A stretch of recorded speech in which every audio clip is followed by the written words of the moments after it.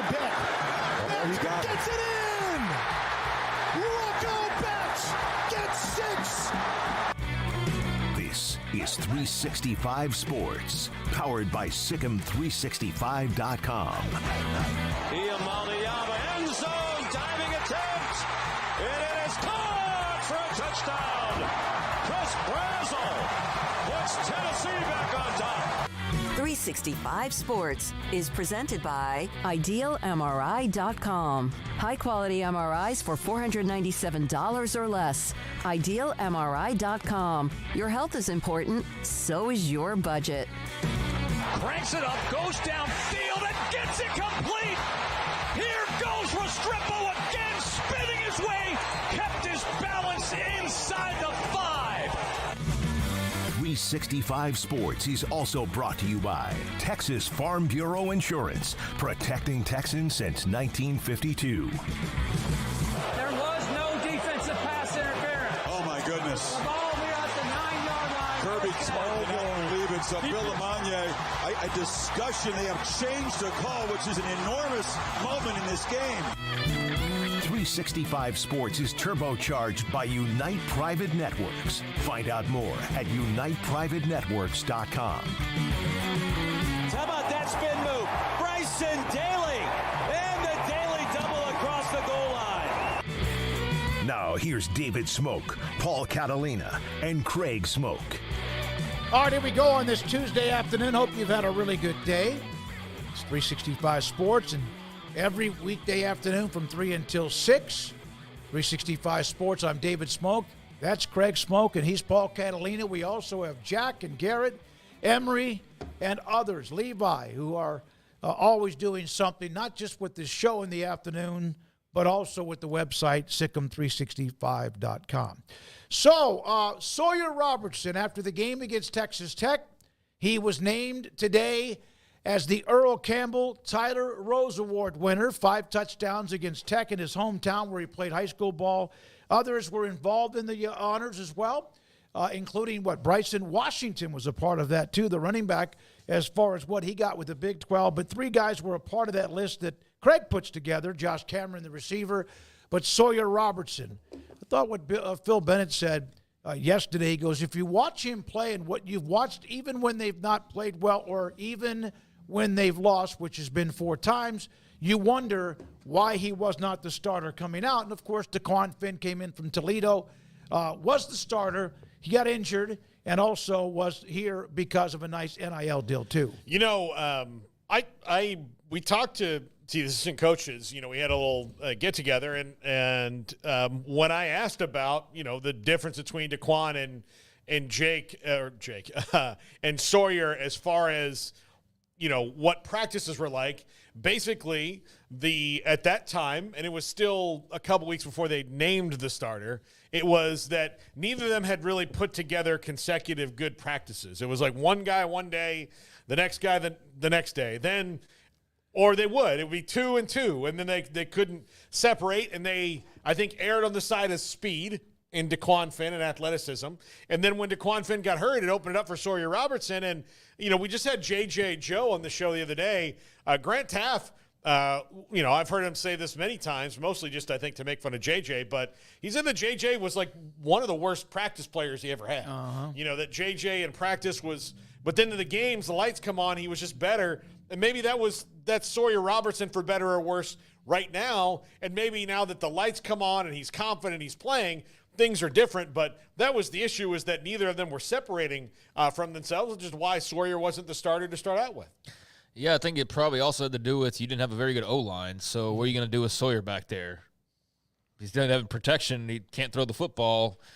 Doesn't really do a whole lot of good to have him out there just taking hits, so you at least put the elusive guy back there who can maybe take off and run with it a little bit. So I think that might have played somewhat into it as well, but Sawyer's settled in nicely since DeQuan got hurt. Nice to see DeQuan come back last week and have the big back-breaking touchdown run against Tech that really, it was already over, but at least answered some of their late, let's polish this turd scores that they had. That made the score look a little bit different than the actual game played out. You know what I mean? So to have DeQuan come in there and put another touchdown on the board, I think was a really great moment just because of what he's been through, but also because the way that game was starting to finish up.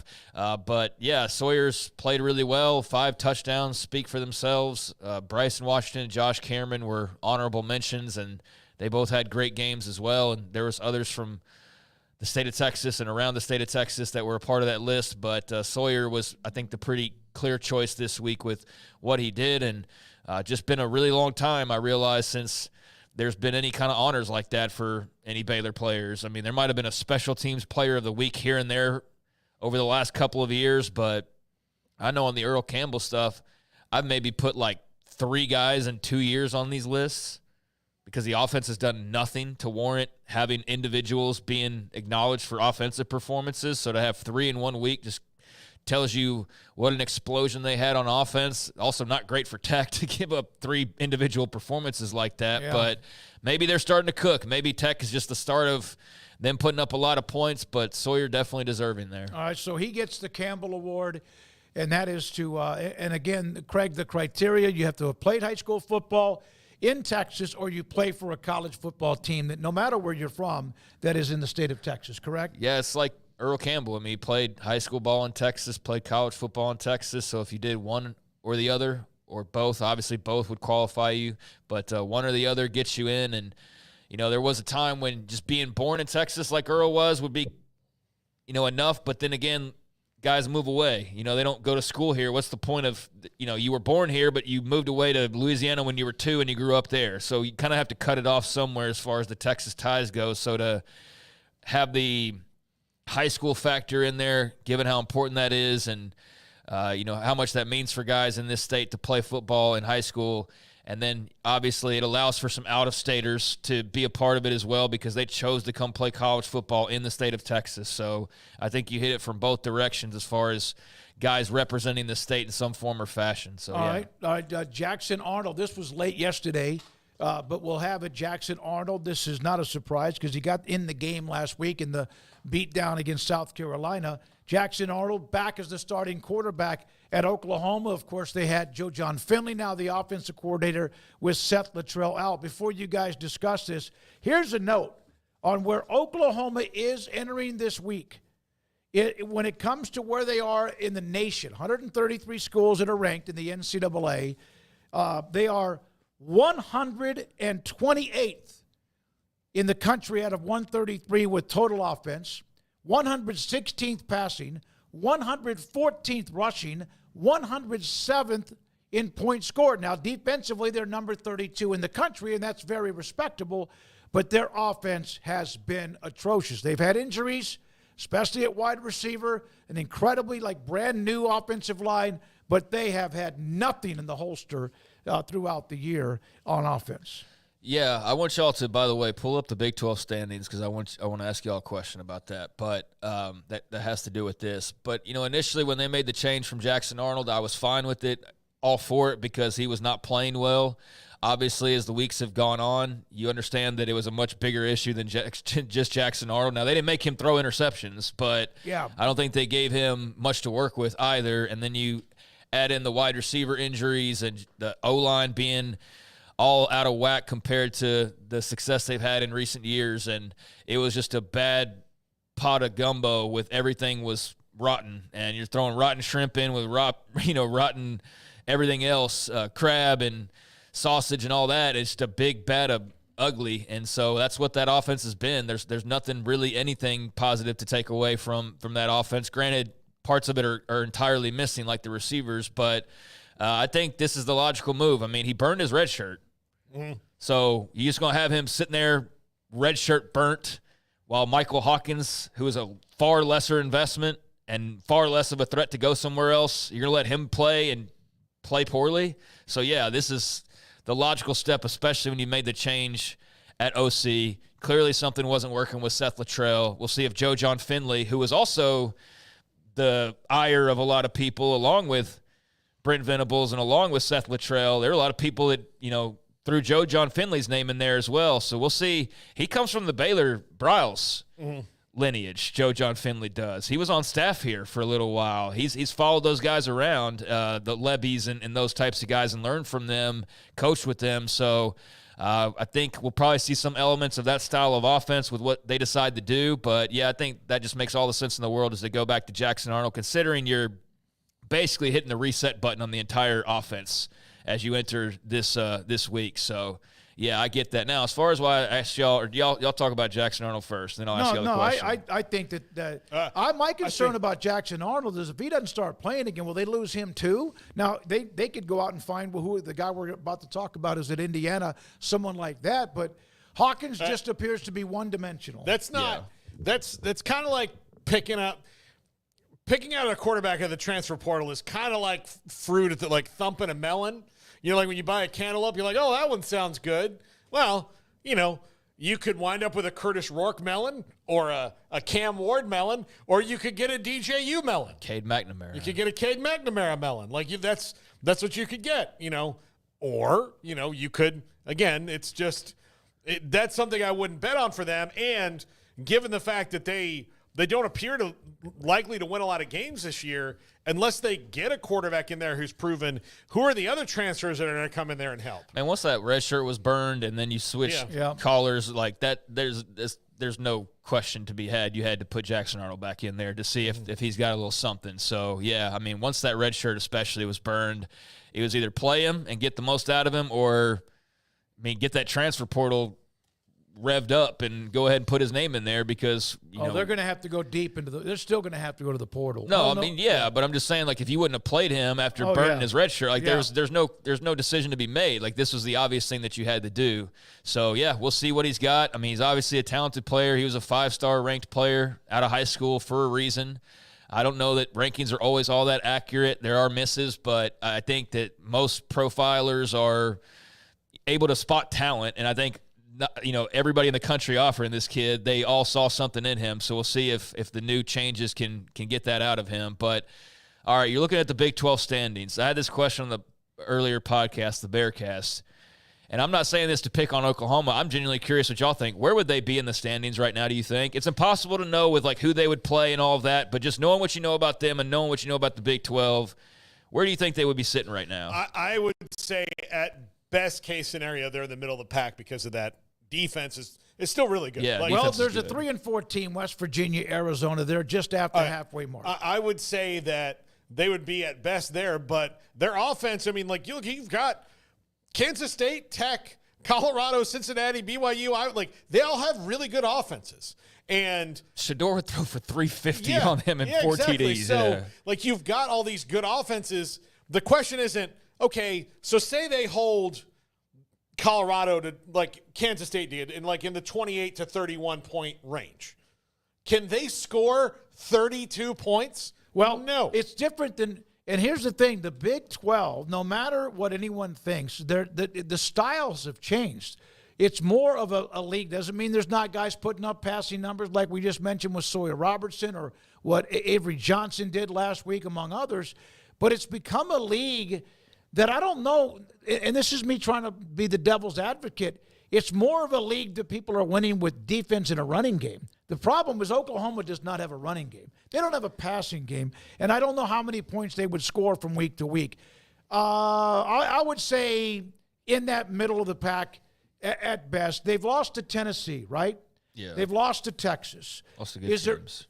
They've lost to good teams. Yeah. Is there anybody in the Big 12, if they played OU's schedule, just a legitimate question, if they played OU's schedule, would they have beaten Tennessee, Oklahoma, or who else am I missing here? Well, you said Oklahoma. Auburn? They beat Auburn. They beat Auburn. Tennessee, Texas. And I think some teams could beat Auburn, but I'll say this. Let's not forget that Houston almost beat them in Norman. No, yeah. A month ago. And Houston's at the bottom down there at the bottom of the Houston's not record-wise the worst team in the Big 12. Oklahoma State is at 0-4 in the league, but somebody threw that question my way. I said they'd be somewhere in the middle because I think that defense would still smother some teams. But, yeah, they nearly lost to Houston, who's the worst team arguably in the entire league, in Norman, Oklahoma, mind you. Yep. And so, yeah, I think that like I'd take BYU and Iowa State and K-State and Colorado, and then it would be a matter of how many more you want to add on to that. Let's put it this way. They would not come in with any intimidation unless you just looked at the name. They also lost to South Carolina, and they were blown out. So they've been blown out in 2 games, and Tennessee was beating them up pretty good before they made a little surge at the end to cut that thing down to 10. Good question, Craig. I don't know. Chat room, you guys give us your thoughts. Speaking of transfer quarterbacks, this guy, I watched him just riddle. Not just Nebraska. I've seen him riddle everybody. Now, they get tested again this week, but I don't know. Will they? Curtis Rourke. Paul talked with Zach Osterman earlier today. We'll have him in the 5 o'clock hour, who covers Indiana football. One of the great stories, their coach, Signetti. I just love, man, he's phenomenal. His thumb that he injured against Nebraska when he had like a fingernail pop off is improving. Could be back for Michigan State on November 2nd, but the game against Washington is still very doubtful this weekend. Yeah. Zach said that, Washington's not going to happen, but their backup quarterback started 5 games a year ago. Their running game is really good anyway. They've been in a couple games that were close for a second. The Northwestern game was close, and then they pulled away. But they haven't played a close game yet, and stands to think that if they, can just kind of keep some balance there, they should be able to win against Washington. Michigan State, maybe, but he's definitely back for Michigan. A game that now looks like they have a great shot to win because Michigan has no idea who the quarterback is. Yeah, I mean, that's a tough loss for Indiana when they're coasting along like they are. This guy's played a lot of football. It's his 6th year. I remember seeing him at Ohio for what seemed like the longest time. I guess that was 4 or 5 seasons there, and now 6 at Indiana. But that's definitely something to monitor. I didn't think we'd really give much of a damn about Indiana quarterback play, but they've made it matter. And the last time we talked about Indiana quarterbacks, we were talking about Michael Penix having transferred from Indiana, and then the run he went on at Washington. So they've definitely made some noise with Signetti, and things are going great there. But part of the magic of some of these rides is you have to have health. So hopefully they can get him back sooner rather than later to continue their story. And you'd hate to see it get derailed by, somebody getting injured. But that's part of the deal as well. So that's something to definitely monitor. By the way, we got pretty booked up with guests yesterday because there was just a whole reason. There's reasons why. So we didn't have a lot of. Didn't get to talk about Nebraska very much. I don't know why we didn't talk about Nebraska. I brought them up. Indiana beat their ass. This is the losers club. Here's the thing. This is the whole losers club. This entire set. It's contagious. Florida State sucked early, then Oklahoma sucked early, and then Nebraska sucked last weekend against Indiana. I think you were filibustering like in a debate where they're like, tell us about your real border plan. You're like, you know what the real enemy is, my opponent. I asked about Signetti last night against Phil Bennett, though. You did. Let me tell you, let me put it this way. What Signetti, there's looks on the sideline. They're up 42-7, and it looks like he's trying to figure out where he's going to go and, take people out. He's got that killer assassin look on his face with a little bit of smartass of a smile. He is phenomenal. Won at Elon. He won, of course, at James Madison. Some of what he's got at Indiana is James Madison. They a lot of what he's got at Indiana. They were a lot of 12 guys. or 13 guys, And then even James Madison. Remember what they did earlier this year to North Carolina? They're still pretty good. So, I don't know.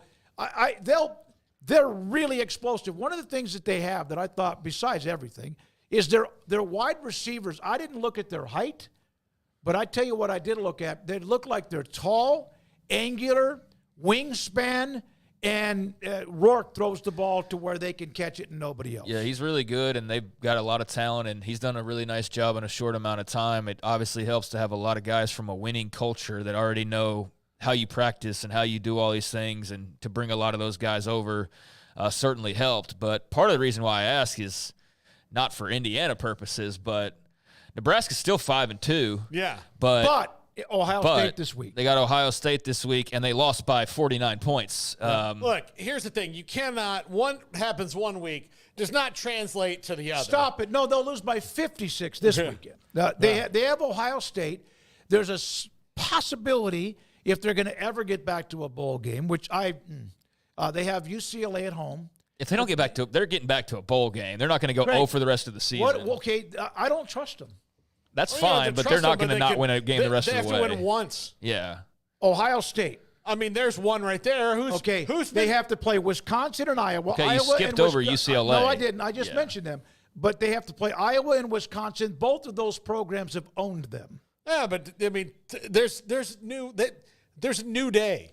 You need some sort of optimism. No, Look, I mean they're better, but better is what? Craig and I are in the desert here, man. Garrett, Yeah. I wish you could pull up that tweet from yesterday from Chatelain, Dirk Chatelain. He covers Nebraska football. I mean, you got a point though. I mean, they've got a tough schedule Well, what remaining. if they just but throw up on themselves against UCLA? Who they got got to beat? They got to beat UCLA. Like that's where 6 wins comes from is beating UCLA. Let me tell you something. I'm not looking forward to any of it. But there we are, the Indiana quarterback.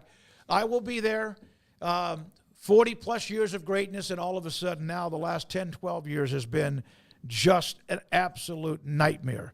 Now I know what a lot of other programs dealt with for so many years. Quinn Ewers, I even hate that this is a story because after the game against Georgia, there were a couple of reports out that Quinn Ewers was thinking about shutting it down and getting himself ready for the NFL draft.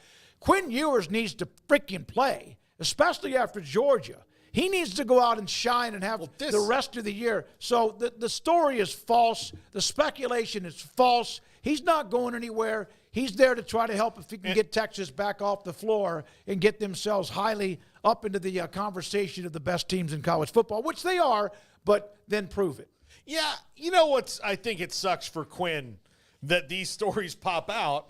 Because this isn't like it makes him look like a jerk. And what the 247 said they got hacked or something? Is that what they said? Yeah, whatever. Yeah. Yeah, I don't know how much but yeah, they said they got their Instagram got hacked is what I saw. But bottom line, somebody put together a really nice graphic to hack that though. That you have to, you do this and like you put this story out, and then Quinn Ewers has to deal with it, and his people have to deal with it when it's never the thing. And what about? It's annoying. Here's the thing.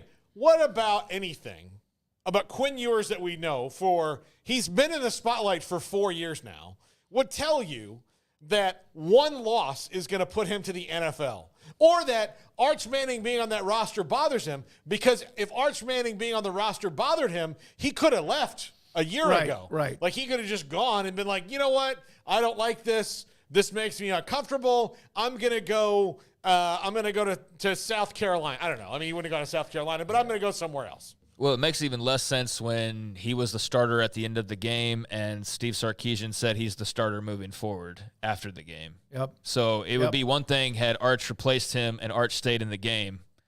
Arch was in there for, 2 drives? Two drives. Had one decent run. Had a decent but run. Looked like he was a deer in the headlights, too. Yeah, he's playing the freaking Georgia defense, who's at fuller strength than they had been, and was giving everybody on that offense an issue. So, yeah, it'd be one thing if Arch finished the game and they played respectfully, but Quinn came back in, and Sarkisian was very clear in why he did what he did. It was just to get Quinn refocused, and it looked like it worked. It looked like it was actually it looked like it was like, oh my God, is this all falling apart right in front of our eyes? Like they're actually doing the Arch thing. Like, oh my God, in real time, this is happening, what everybody thought might happen.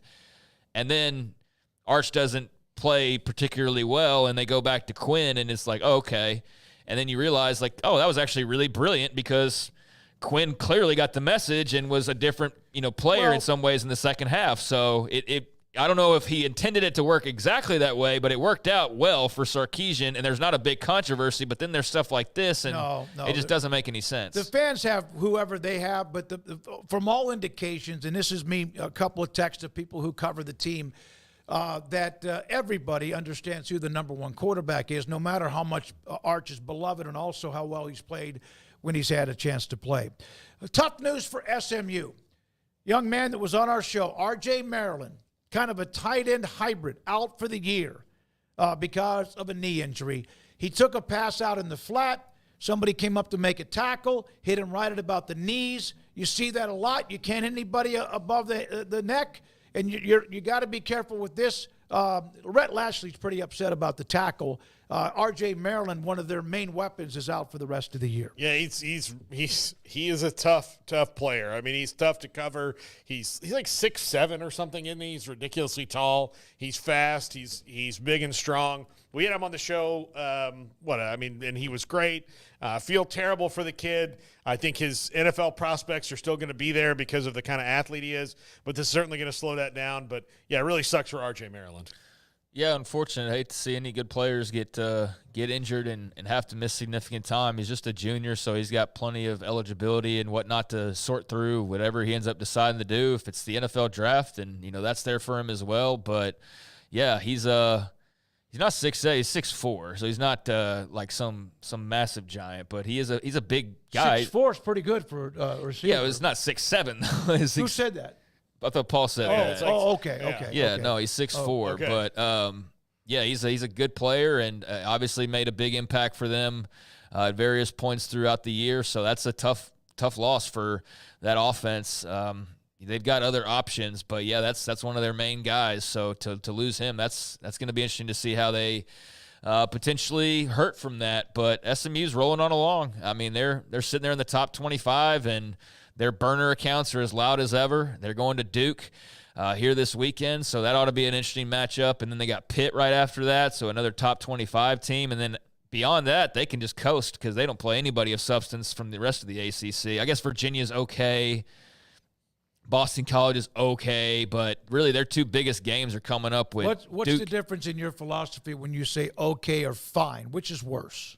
I think it's kind of the same thing. Okay, all right. I think I say fine when teams are really getting hyped up, and it's like they're fine. They're not like great.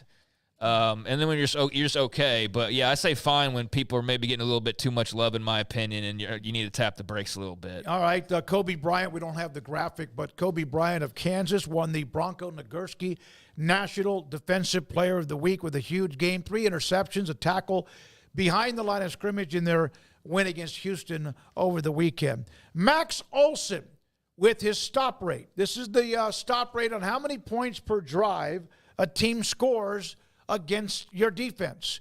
Texas, one of the things that despite the loss, the defense gave them a chance. It just did not work out, although Georgia did have the critical 90-yard drive to seal it in the fourth quarter from their 10-yard line and converted a third down and 10 or 12. There are teams that you would expect, Ohio State, Tennessee, Notre Dame, Army. They're not just running the ball and doing well with Bryson Daly and company, but 5th in the country. Iowa State, not a surprise, although UCF ran through their business over and over and over again with big, huge long runs in that Iowa State eventually win. James Madison, Ole Miss, Indiana, not just an offensive juggernaut, but playing both sides of the ball.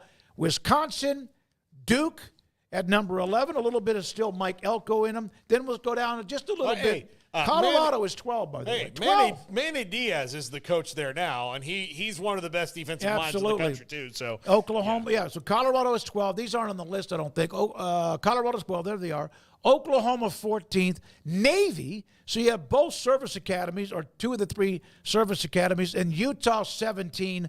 32, by the way, is Georgia, although their defense played incredibly well. Memphis, metal. Big Memphis fan there at 31 in the stop rate that Max does every single week during the season. All right. Barry Odom, UNLV, Boise State, and our running back, and Ashton Gente. They're playing on Friday night. Do we have the audio, Garrett? Here is Barry Odom talking about Boise State star running back Ashton Gente. It'll take everybody. We've got to be, tremendous in our number one schematic plan.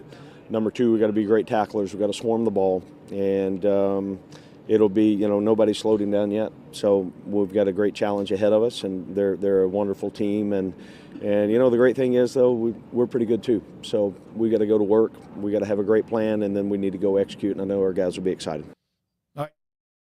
That's Barry Odom from Paloma Villicana. Thank you from Fox News in Vegas on what is a great matchup and playoff implications here for Boise State especially. Yeah, I mean, for both. I mean, Boise Yeah. State's the one, but look, UNLV can get in this thing too, especially if you have what would be the best G5 versus G5 win over Boise State, and right now the Heisman favorite.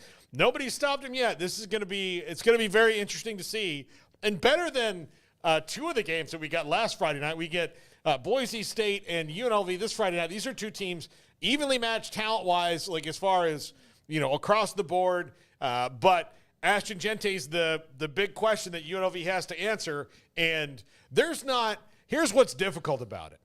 You cannot look at the film this year and go, what did this team do that did anything to contain him?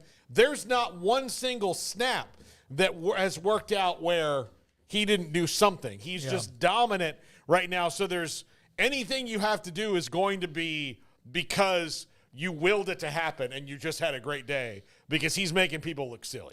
Yeah, that's ought to be a hell of a game. Haj Malik Williams has been, a really good story for UNLV ever since taking over the quarterback spot. And, as far as non-Power 4 guys, Ashton Gente is the most talked about player, I think, in the country that doesn't play for, one of the Power 4s. But in terms of the best players that are on a list like that, I mean, Gente's definitely at the top, and Ricky White from UNLV is right there at the top as well. He's a really, really good player, so Boise's going to have their hands full with the offensive weapons that the Rebs throw out there, and I think this ought to be, a heck of a contest. Looking forward to it. I think last I saw that Boise was like 2.5-point favorites maybe, so Vegas expecting a pretty close game here as well, and obviously all eyes will be on Gente because he's kind of the household name now at this point. And I don't know if you guys caught it, but I mean, I'm sure you caught the Travis Hunter comments on Gente and just talking about the Heisman and things like that. But Gente got asked about Travis Hunter and kind of the comments being made, and I thought he handled himself really, really well. Didn't shoot back. He just said, hey, kudos to Travis, and that he's balling and he's doing stuff that we haven't seen before, and he doesn't take offense to any comments. But Hunter was definitely like more aggressive as far as like why he deserves to be the Heisman over a guy like Gente.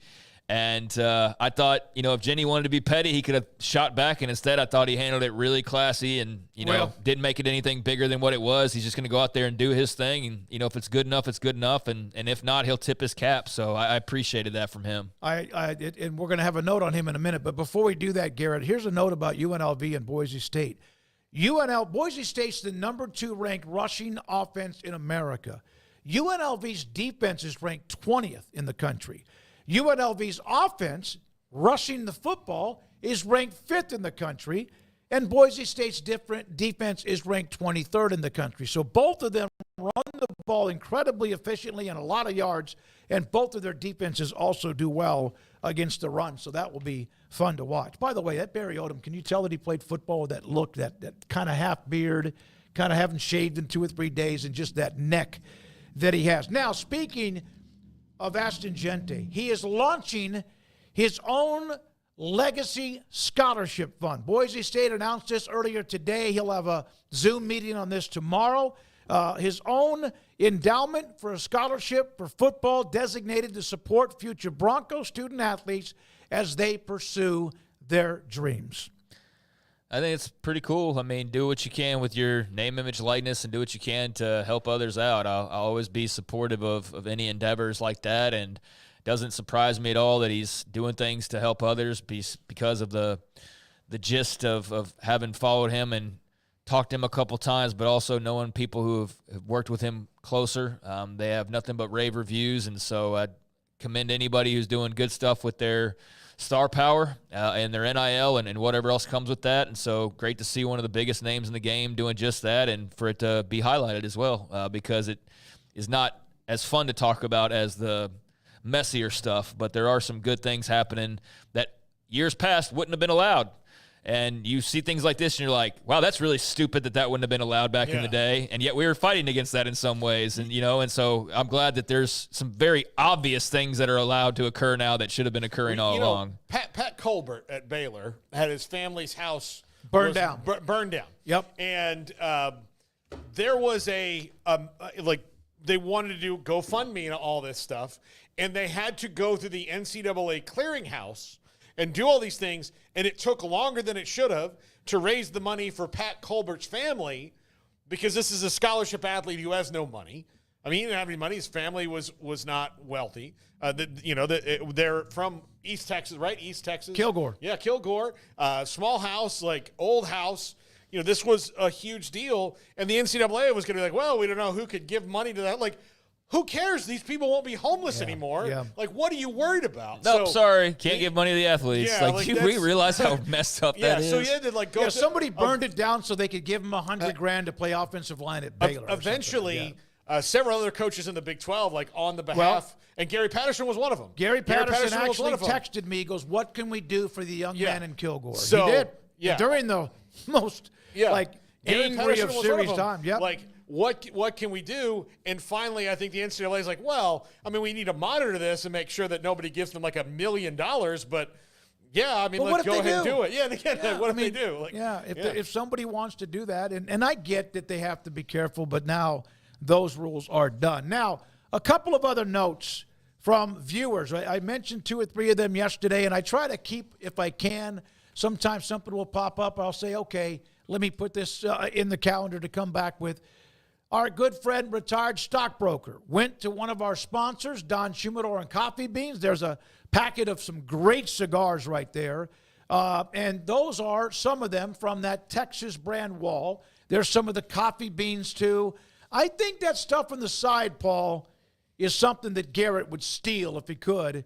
Looks like those might be, I'm not sure. Not gummy sure. action? Retired stockbroker texted me and said those are when Les starts talking too much to him and he needs a break.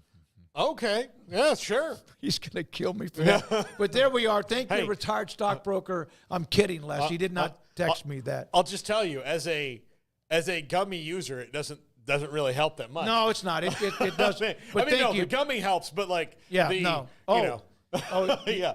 No, it does make it, but here's the problem. They start talking to you and they want an answer. Who's they, Paul? Your wives, and the wives start talking to you, and you've taken this gummy, and then they ask you a question about, hey, what do you think we should do on the vacation next year? And you're like, you know what? Let's go to Margaritaville. And they're like, that's not a real place. I'm like, it only isn't. You don't know. It only isn't if you say it's not. You really don't know. Yeah. Yesterday when we had Phil Bennett on to talk about Seth Luttrell, Oklahoma, I got this from retired General Tom Turlington. I've known him for a long, long time. He goes, one of my favorite pleasures is watching the Monday segment with Phil Bennett on Tuesday mornings. Seth Luttrell, Muskogee rougher, his dad Jimmy, and until Seth was at OU, last white running back, he goes, Muskogee was my home of record for 25 years, family business, etc., Murray's Nissan. Keep up the good work. He was talking about Seth Luttrell and that family that has a lot of Oklahoma ties. So thank you, retired stockbroker, and then also retired General Tom Turlington. I would read Chad, Texas Tech fan's note to me right here, but he is not a big fan of Zach Kittley. There are some words in this note that I got from Chad. He's pissed off. He hates him, can't stand Kittley, says, my goodness. And Zach Kittley has a great history with what he does offensively. By the way, send Craig my best and look forward to meeting Paul and you and Craig at some point down the road. Would like to have a chance to shake your hand and enjoy a chance to have something to eat, too. So, Chad, thank you for your frustration. And also the Is Zach Kittley the biggest problem there? I mean, it doesn't seem like that's the issue. Well, we have a lot of Texas Tech fans inside of this chat room. We'll get their feedback on if he is. Yeah, I think it has to do with just I think you kind of acknowledge that you're not going to be strong defensively, so you're hopeful that like your biggest strength's going to be able to carry you, and there's some frustrating things that occur at times in the Zach Kittley offense where it just like you expect the defense to fail you at some point, right? Like you expect, but like you need the offense to be really. Does that make sense? Like you're more of a focus on the offense because you expect more from it. Yeah. So when it doesn't work, you're amplified because you don't expect the defense to be that great to begin with, but you have expectations for the offense, and you know that it needs to be really good for you to be as good as you can be. So when it's not, up to snuff in certain situations, or when you've had a track record of maybe having a few too many situations that are kind of bringing up the same bad feelings, then, people get worn out by that. And I think that's probably some just his decisions as far as play callings and things like that people have seen the last 3 years that they're, especially after a loss like that on Saturday, not happy with. So, yeah, I mean, I would love for a Texas Tech fan to be more detailed than I can be possibly in explaining it because, yeah, from the outside looking in, you just see an offense that's like top of the league in scoring offense and this and that. But I've seen lots of complaints about Zach Kittley, even when they've won games, just about some of the decision-making and play calling at times. Well, Craig, they had 455 yards in the loss Saturday. 150 came on those last two drives. Yeah, the last two drives, I mean, those are both 10-play, 75-yard drives that ended in scores. And I know you can't just take away that touchdown but truly, if you don't want to count both of them, that last one was truly a garbage touchdown. And Aranda was pissed that his defense didn't stay focused for those because he felt like they were both a couple of garbage scores. Yeah. But those certainly twisted the overall outlook of that offense and made it look a lot different than what it actually was. So, yeah, there was some fluffing up of the offensive stats there in the last couple drives. It's Sawyer Robertson's team. We mentioned the Campbell Award. He was fantastic, 5 touchdowns. He really has just taken that after Finn was hurt, and they were struggling. It was cool to see DeQuan Finn get the long run to end the game. Or it was already over, but DeQuan Finn to get in. And you never know. Maybe there's an opportunity, a package or two that they use going forward, starting with Oklahoma State this weekend. Now, we got to put this in there. Vince Young is this is not me. Get off my lawn. I hope this is most of you too. Actually, the biggest the reaction has been how we feel about this. Okay, the minority is the ones that think this is actually cool. All right, so the SEC is going to honor Chase Daniel, Barry Switzer, Vince Young, and the SEC Legends Hall of Fame. I get that the records now shift to a different conference, but this to me, I don't like it. It's dumb. Okay, there you go. I'm trying to be, I'm always the one who's very, very nice about things. It's dumb. It's revisionist history. It's ridiculous. And it's not just because of Vince Young. Barry Switzer was never even a part of the Big 12. Chase Daniel wasn't Chase Daniel at Missouri. Okay. It's like OJ's a part of the Big 10 Hall of Fame. But Barry Switzer coached more games against SEC teams than Vince Young played. I have a trivia question for you, all you out there. Let's see if the chat room can do How many games did Vince Young play against teams that were SEC teams at the time? How many did he play in? Because remember, he was only the starter for 2 years, 2004 and 2005, at Texas. Both excellent years, and he's a College Football Hall of Famer for a reason. But how many games did he play personally against a team with an SEC patch on their uniform? I'm going to guess 0 or 1. One game against Arkansas in 2004 that they won 22-20. That is the only time. So Mizzou, Oklahoma, and A&M don't count because, again, those were Big 12 teams at the time. So he has a 2-point win over Arkansas. He's 1-0 as a starter against the SEC. Never again, after that game, his first year as a starter, played another SEC team. Yeah, he threw for 150 yards and scored a couple of touchdowns. Cedric Benson had the huge game in that one. But as a matter of fact, what do you think? What do you think about, and I get it, they're now, Dat wins in the SEC Legends Hall of Fame. Do y'all remember when I made fun of this possibility 3 years ago? Yeah, I do. And I talked about this happening, and I was saying it mostly jokingly because, you wouldn't be that stupid about it, but I was definitely talking about Dat win back at that time. Yeah. And sure as hell, here we are, and they're actually doing it. They are doing it, and they are saying Vince Young, SEC legend, and Barry Switzer, SEC legend. So this isn't even a Big 12 thing. It's just in general, you're just – it's the best phrase I've seen to describe this is stolen valor is what it is. It's absolutely stolen valor on the part of the SEC. And I know the ACC is taking credit for Stanford and Cal and some of them. I don't know if they're announcing John Elway as a member of the new ACC Hall of Fame this year or something like that. But, I hope that people, unlike a lot of other things, don't follow suit here, but I get that they probably will. But I think this is so lame, and I totally understand it, but I just think it's totally lame. It's ridiculous. You don't need, they don't need this extra. So, No. they have plenty of legends. They don't have to. It's just greedy, snaky back at it again. It is. It's so stupid to make them feel part of it. Well, guess what? You're probably going to have a couple guys from this Texas team and some Oklahoma teams in the future, or some Missouri players. Luther Burden's probably going to be one, right? You don't have to just do this so that you include every school in the Hall of Fame. It's so dumb. I cannot stand revisionist history. And it's, even Texas fans are what? The majority of people that I've seen, even when Texas posted this, a bunch of people are goofing on it because they all think it's stupid. So that's the saving grace to this, is that most anybody who's not hey, Paul, calling the phone line right now, anybody who's not that breed of person is thinking this is one of the dumbest things they've seen. Yeah. So I'm glad to see that. Well, it's going to sell tickets. They'll make some money, and they'll go into Greg Sankey's That's pocket. not saying much. So, it making money doesn't mean anything, because a lot of stupid stuff makes money. You wonder, they had to have had a meeting. They've had this before. It's not the first time. But you wonder again, who else is going in? Oklahoma? Do they have Adrian Peterson will be there in the next couple of years at this rate. Yeah. I'm sure he'll be in there pretty soon, Adrian Peterson. And Kyler Murray will be in there one day. And Baker Mayfield will be in. And when you start really going down that list, it's already dumb enough with the Hall of Fame yet. I bet he is.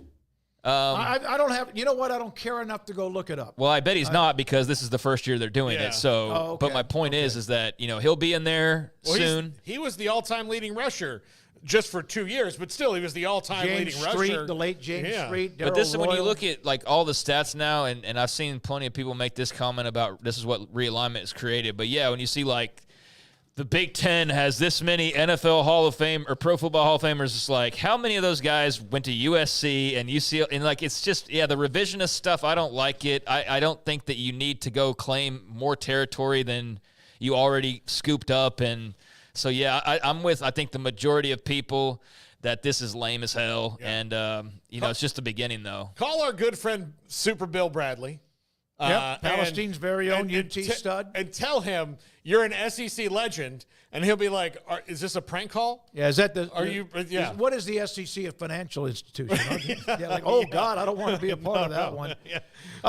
So there we are with that. By the way, that means the Big 12 adds a BYU national title from 1984.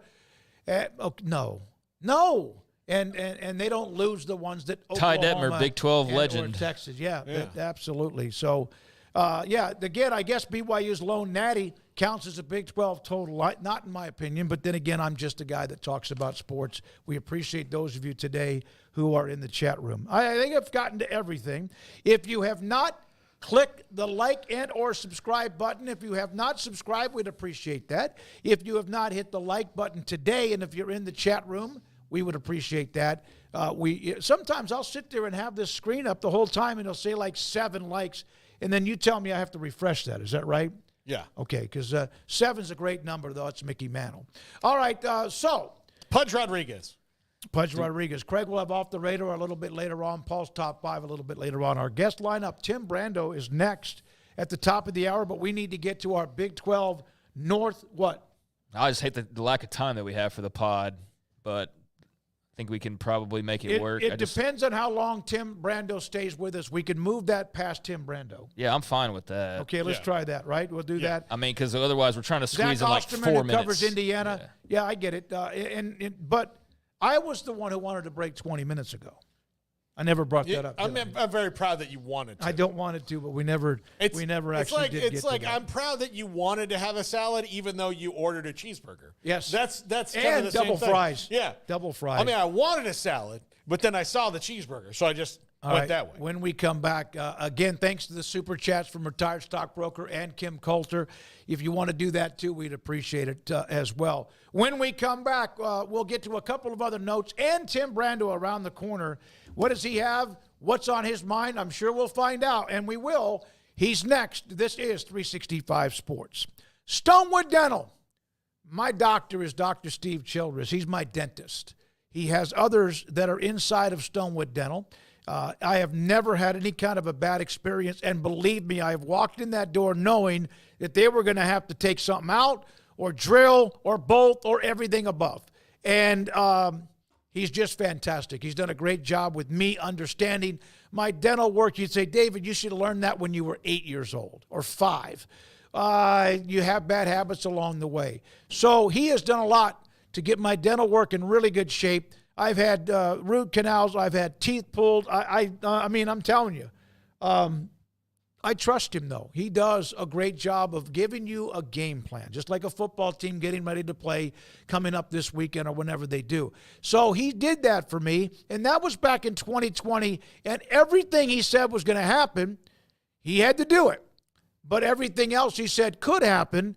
So far, we've been able to avoid it because I've gotten smarter about what I'm doing. Dr. Steve Childress and his staff of dentists, tech specialists, and more, they are amazing. I trust them, and so should you.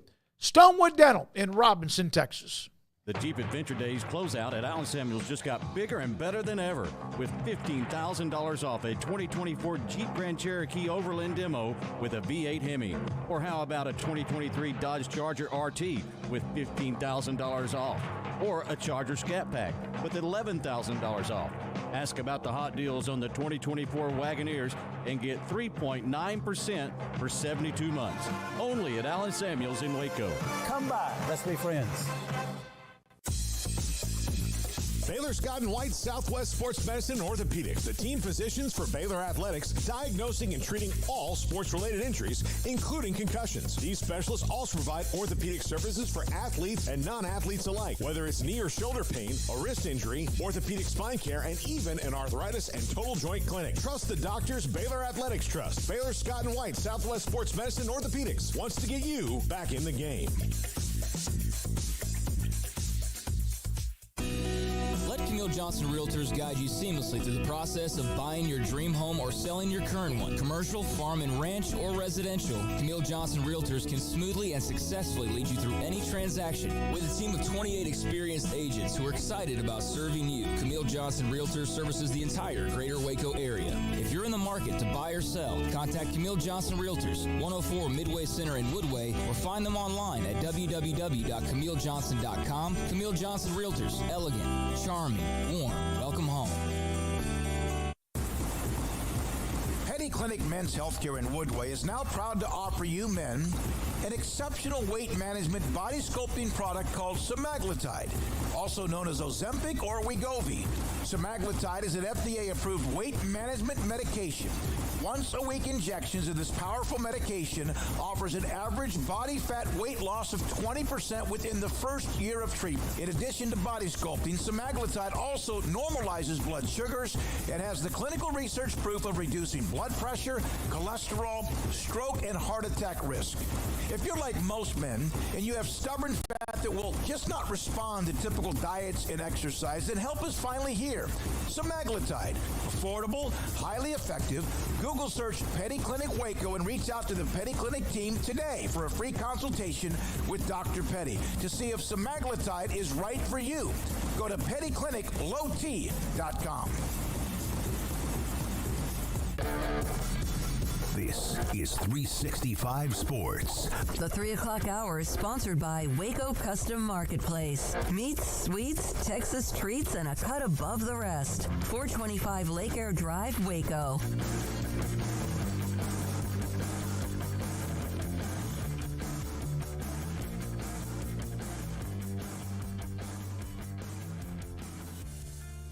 We are back 365 Sports on this Tuesday afternoon. Hope you've had a really good day. And also, is this football season? I know, Paul, it's been a bad one for you. Been a bad weekend for me. And Craig's had a tough year. Has this season gone by quickly, or has it been excruciatingly slow? No, I feel like it's going at a normal pace. I've decided, and this has helped me cope, that there's a lot of cool stuff going on in college football, like game-wise, week to week. YouTube TV has helped me with this a great deal, that you can put 4 games in the quad and watch them all. I do that all the time. Yeah, it's great. Yep. And because I'm able to do that, I can forget about the pain that I'm actually suffering. So is it denial? Maybe. But, I mean, I'm fine with it. So if you're watching a game and the sound is down, does it count?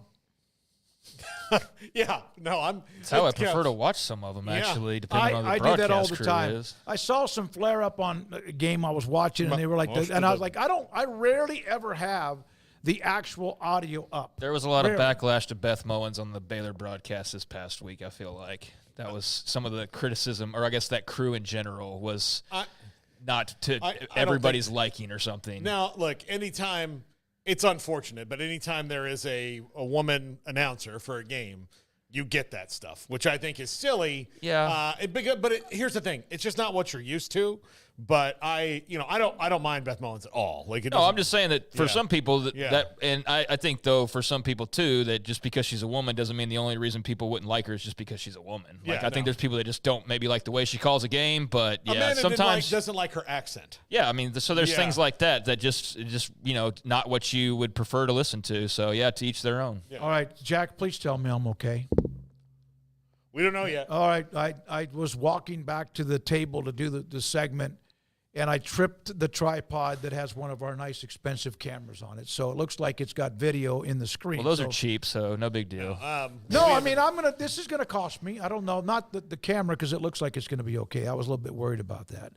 By the way, one of the things about Beth God, are we at the Mowins point now where we have to take all the rugs out because he's at that stage where we're about to get new rugs in here, actually. They're too dangerous? Yeah, new rugs. We're getting new rugs all over there the place. are some hazards. No, there are. It's nothing you guys can do quite a bit about it until we get things. But, yeah, there are some hazards.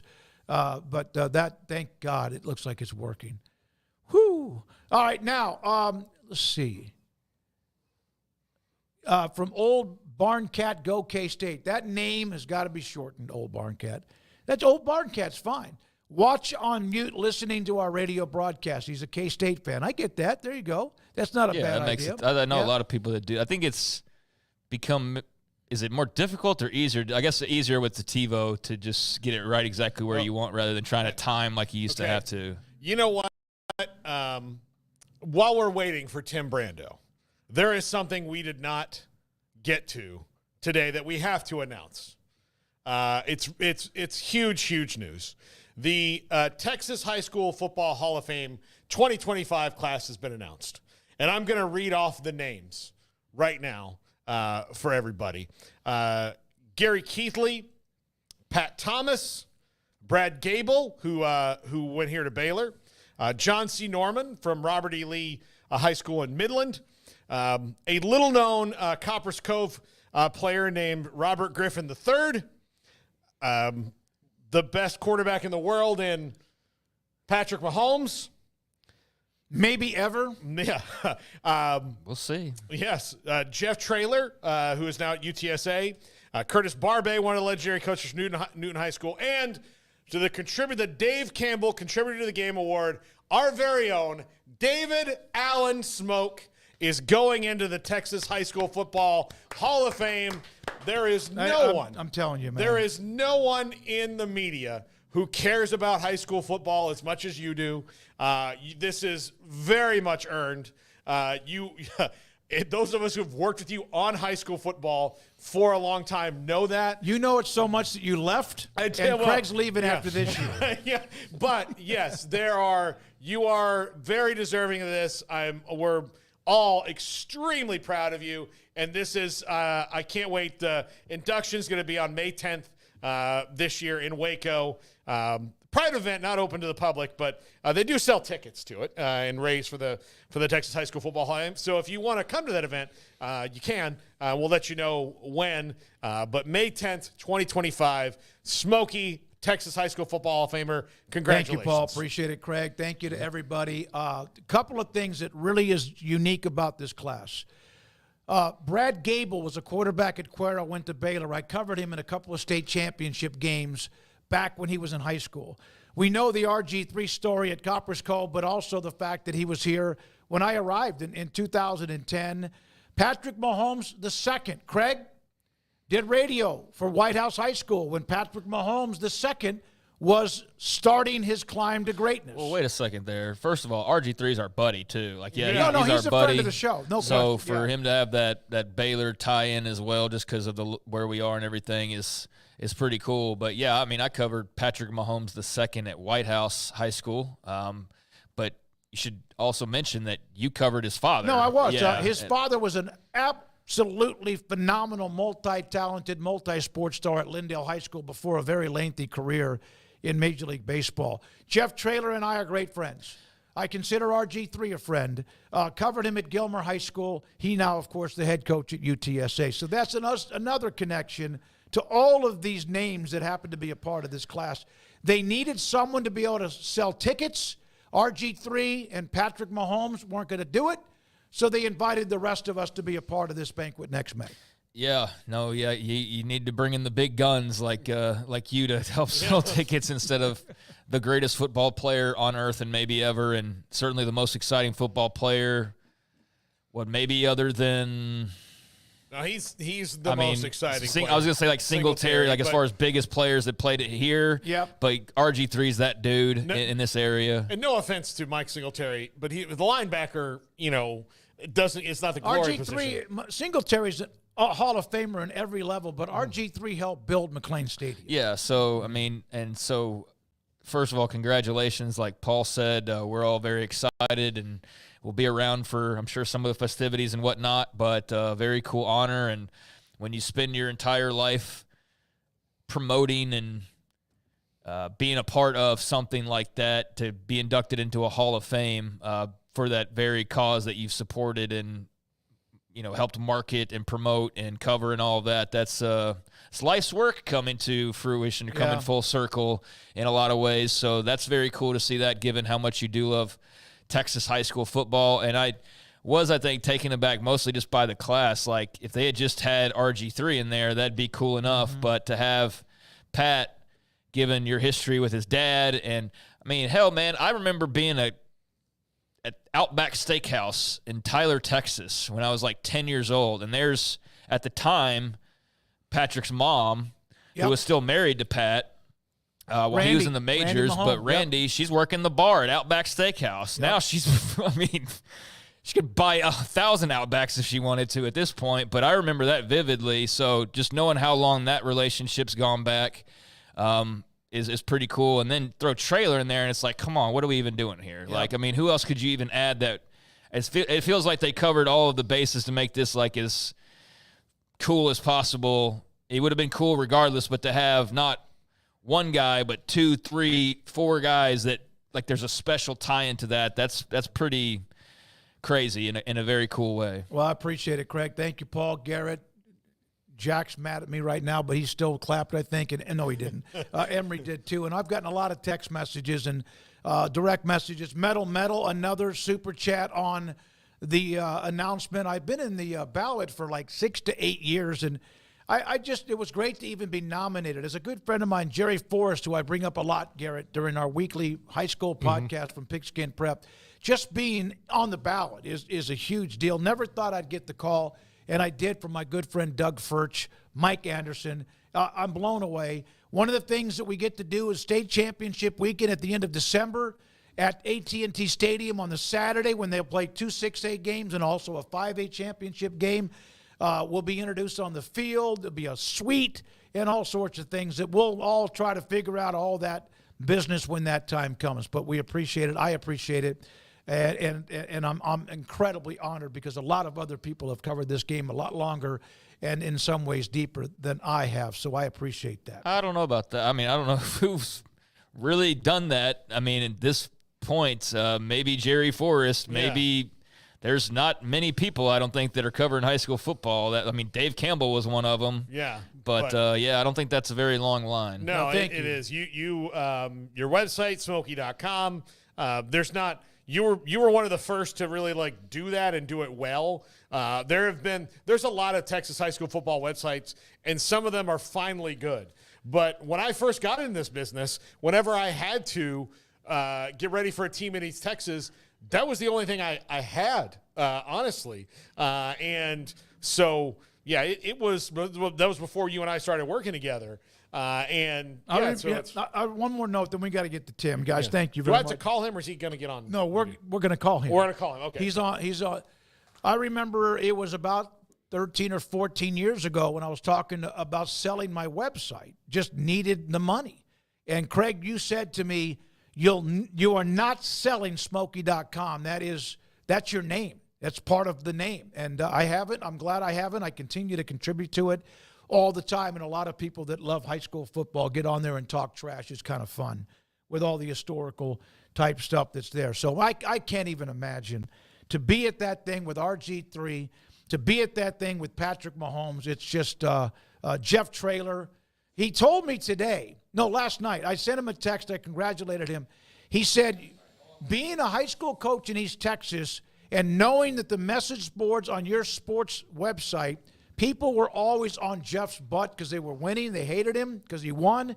Has gotten me ready to get the backlash I'm getting now for being 3-4. Yeah, I bet it has. I bet it has. Barry Crawford, thank you very much for the super chat. Tim Brando, Fox Sports. Tim, thank you very much for your time today. I know you're busy, always working college football. Hey, what were your thoughts about the Georgia-Texas game? Some of the incidents, but just the game in general. I thought a lot of the delays took away from otherwise a great football game. Well, Georgia certainly was motivated and played like the Georgia team that we thought they had from a defensive standpoint, especially. And look, Texas found themselves in a game that was bigger than they were, and I think it took them a while to figure that out. They were beaten at the line of scrimmage badly, and their offensive line. You got some first-round picks up there that were getting killed in that game. And I think that was just, which team had the most hunger, and it was clear that Kirby Smart's team did, and that was the difference in the football game.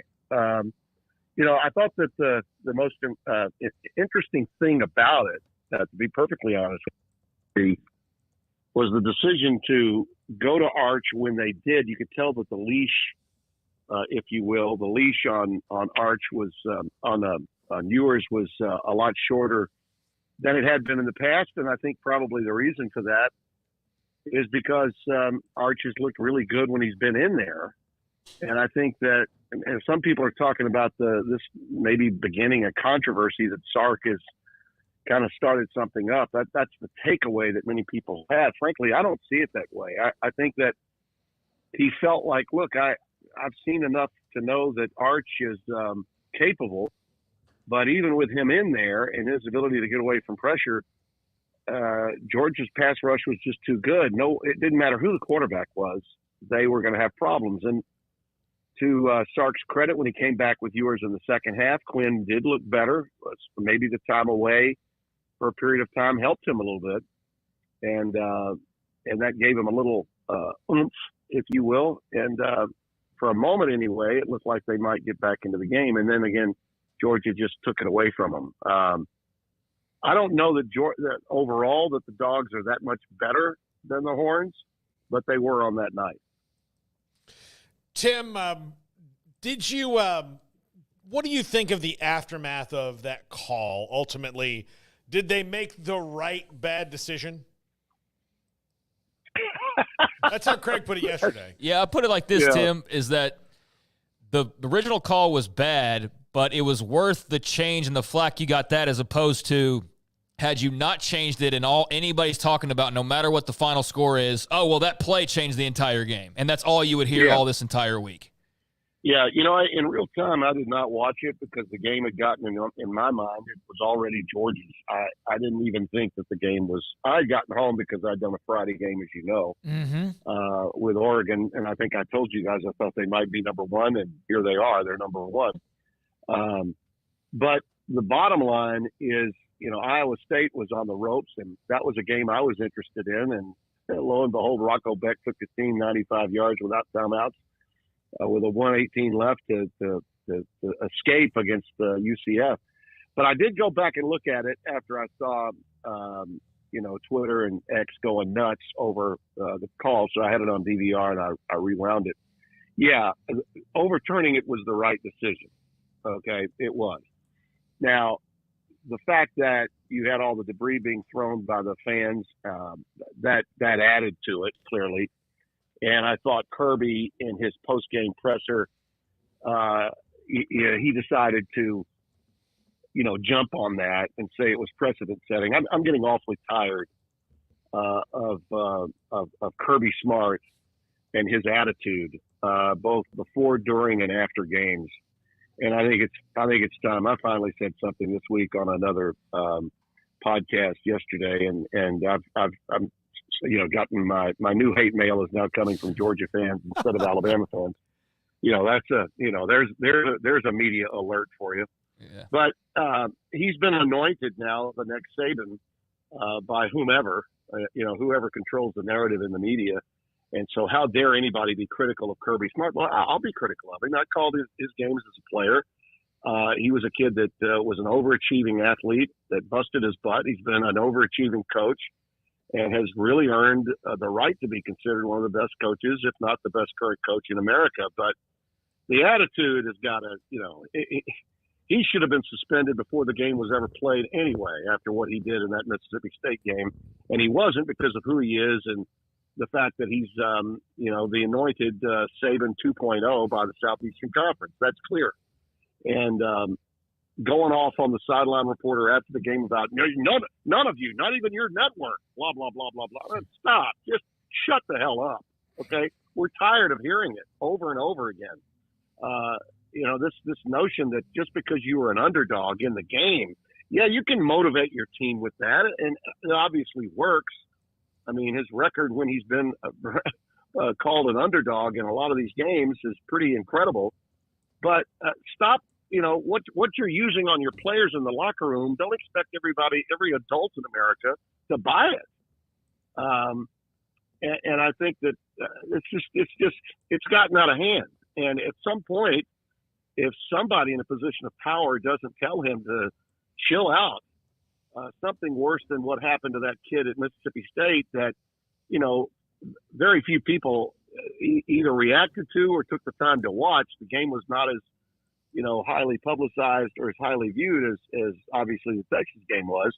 But his antics on the sidelines are combustible. And it carries over to the media conversations, whether it's at halftime or in postgame. I like the guy. I like Kirby. I don't think he means to be that way, but at some point he needs to settle down.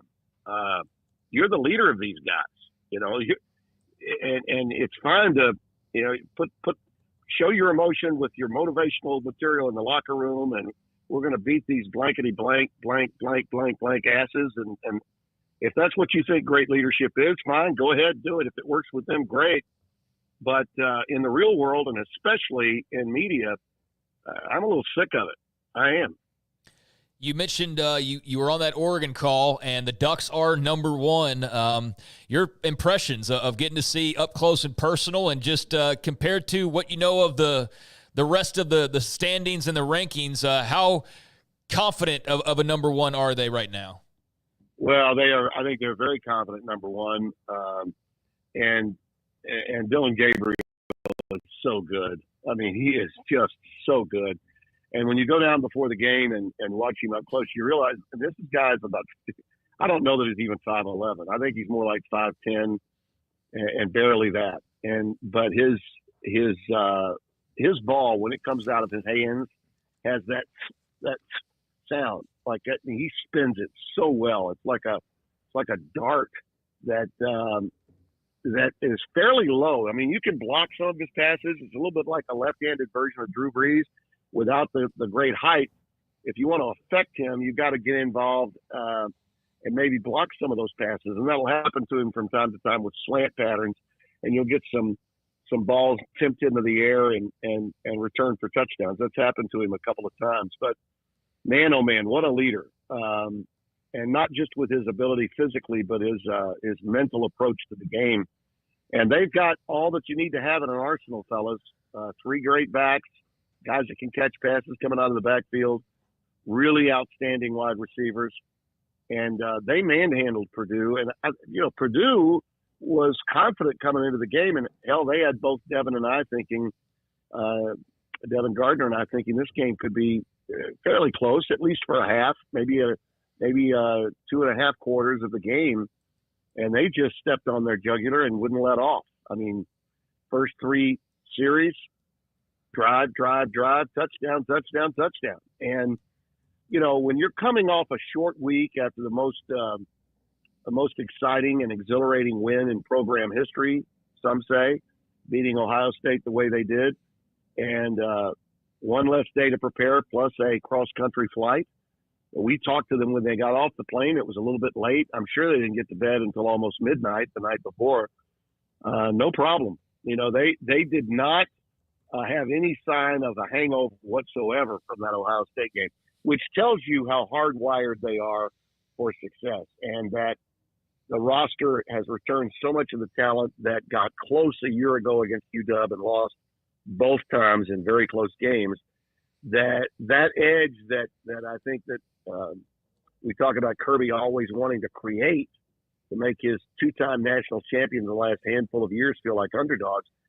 Oregon's got that naturally and understandably, and Dan Lanning just feeds off of that. Okay, and Lanning learned a lot from Kirby, just as he learned a lot from Nick Saban.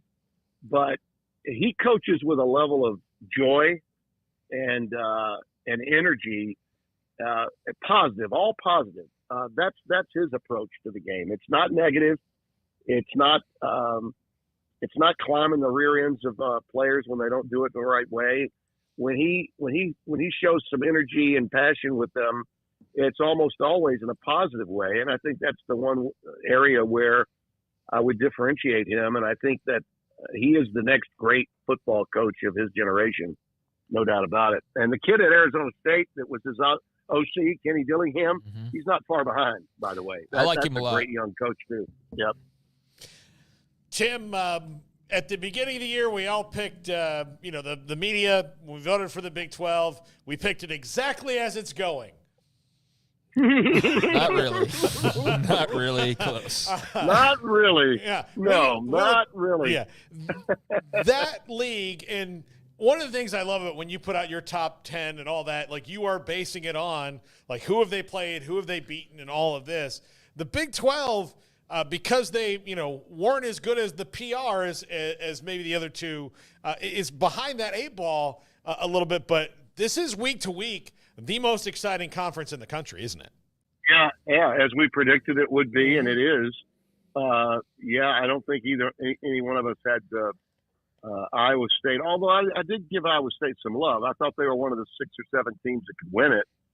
But they are from the most obscure location of any of the schools, okay, from a football standpoint. If you look at Oklahoma State's presence in the last 15 or so years and the number of Big 12 titles won. If you look at, the recent success of TCU and Kansas State, all those teams have more juice to their names than Iowa State does. But Matt Campbell has certainly built a reputation and an image for himself. And this team that he's got they are just resourceful. And after that game with West Virginia, when Rocco Beck's dad was being put into the hall of fame at Morgantown, that was an emotional game for him and for his family. When Anthony was getting put in, it meant a lot to not just Anthony to be there, but to also have Rocco playing the home game against West Virginia, which is his alma mater. And they absolutely dusted the Mountaineers. And you saw West Virginia had, I think, lingering effect of that with the way they performed in the following week. I mean, Kansas State dusted them off with ease last week. But, I mean, Iowa State was up against it.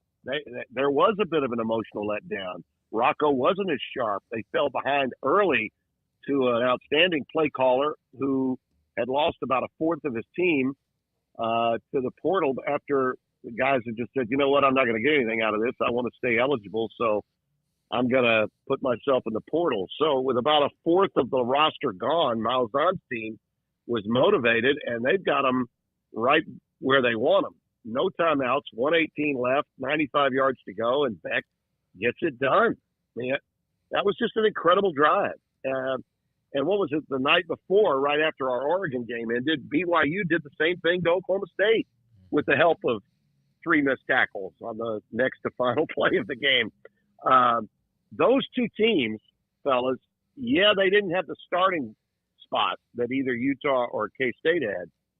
But if they continue to win, if they continue to stay undefeated as we move forward towards the end of November, that's going to put a lot of heat on the committee. It's going to really start to rankle the suits of the college football playoff, because they don't want to put more than one Big 12 team in.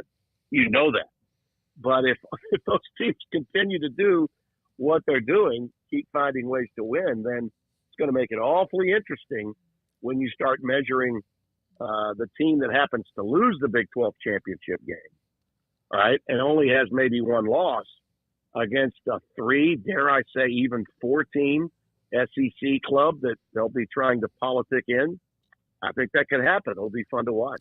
Tim, I can't wait for it to happen either. I cannot wait for it to happen. Oh, I mean, there would be a meltdown if it did, and not expected that would happen. But if it does, BYU and Iowa State right now have among the top 5 or 7 hardest schedules based on various things, strength of schedule, RPI, or whatever. Right.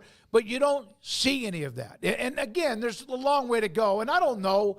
I see this argument. Well, what would BYU, Iowa State, or K-State's record be if they were in the SEC?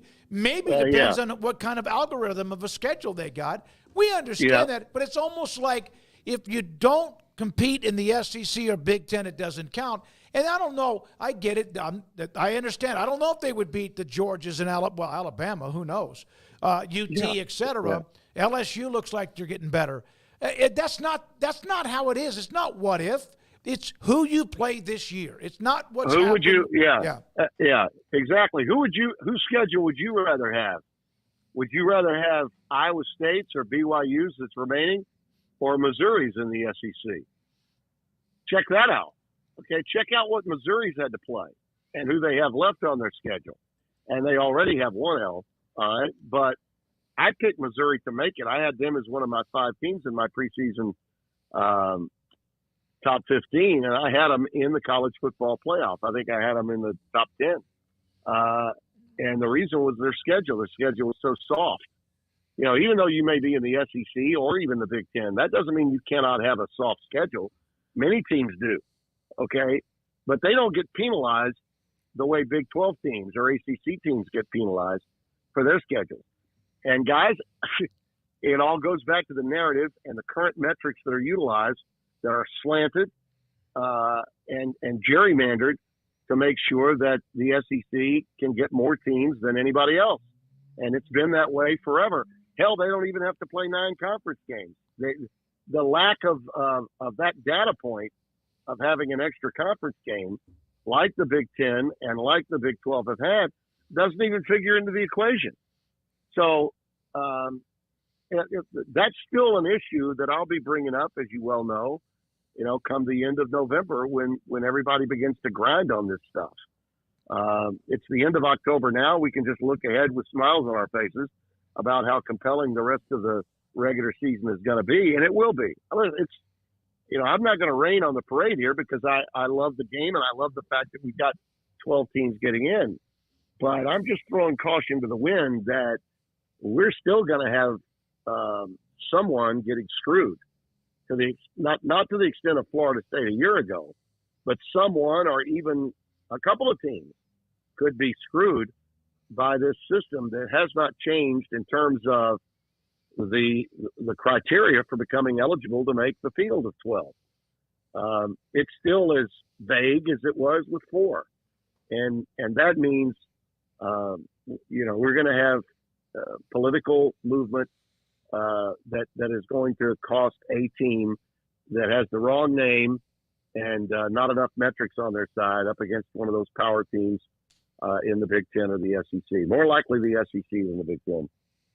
Tim, you mentioned that 8 and 9 conference games data point, and the talking point from the SEC is, well, our 8 are harder than anybody else's 9, but that maybe holds up in a 12-team league a little better than it does in a 16-team league. I think you can see that throughout everybody's conference because now you have the idea that you're going to play more teams. Well, you're going to play more good teams, but you'll also wind up in a lot of years playing more of the bad teams because that's how math works. Absolutely. Look, these are the same people, the SEC we're talking about. Mm-hmm. These are the same people that are telling you that, you know what, Georgia had been tested and Texas had not been coming into the game. Okay, wait a minute a second. Texas, I don't care what Michigan's record is now. They still had to go there at the beginning of the year, right? I mean, they survived that. You know, they've played some other decent teams. Georgia's just outplayed them. Whenever it's convenient to point out how much better the schedule is for all the SEC teams, all the talking heads, every stinking one of them, all fall in line, just like they did on that final game day when Greg Sankey did a 2-hour infomercial for why Alabama deserved to be in over Florida State. Okay? It was one of the most pathetic performances of sports television that college football has ever seen, in my opinion. And I think we'll see something remotely similar to it again this year. It just won't be as obvious to fans or casual fans because we won't be talking about leaving out an undefeated team that's a champion of a power conference. We're never going to have anything quite that egregious take place. But that's no less wrong than what's going to happen when, you know, a team out of, let's say, for instance, it may not be the Big 12. Let's say it's the ACC. Let's say Clemson wins every game that they got left. And Cam Ward wins every game. And then all of a sudden, Miami and Clemson meet, and Miami drops a game on a field goal at the end. People are going to say, well, you know, Miami barely got by and got lucky with the Virginia Tech game. Oh, they got lucky again at Cal. You know, it's always convenient to say this or that team's not deserving when they don't represent the league of merit, okay, and the league that gets all of the love. And that's the mighty SEC. I know the fans down here think I'm a Benedict Arnold, and they want to say, Brando, you turncoat. You're no longer relevant. You're this, you're that. And I'm like, just spell the damn name right, man. Just spell my frickin' name right. Because I'm going to be telling the truth, and I told the truth when I worked these games on CBS and the SEC. I got called on the carpet a couple of times at both ESPN at CBS for saying that, you know, the Neanderthals that govern college football. I said that. I said that when Roy Kramer was the commissioner. And I got called on the carpet after the fact by Roy's wife, by the way. Sarah Jo let me have it.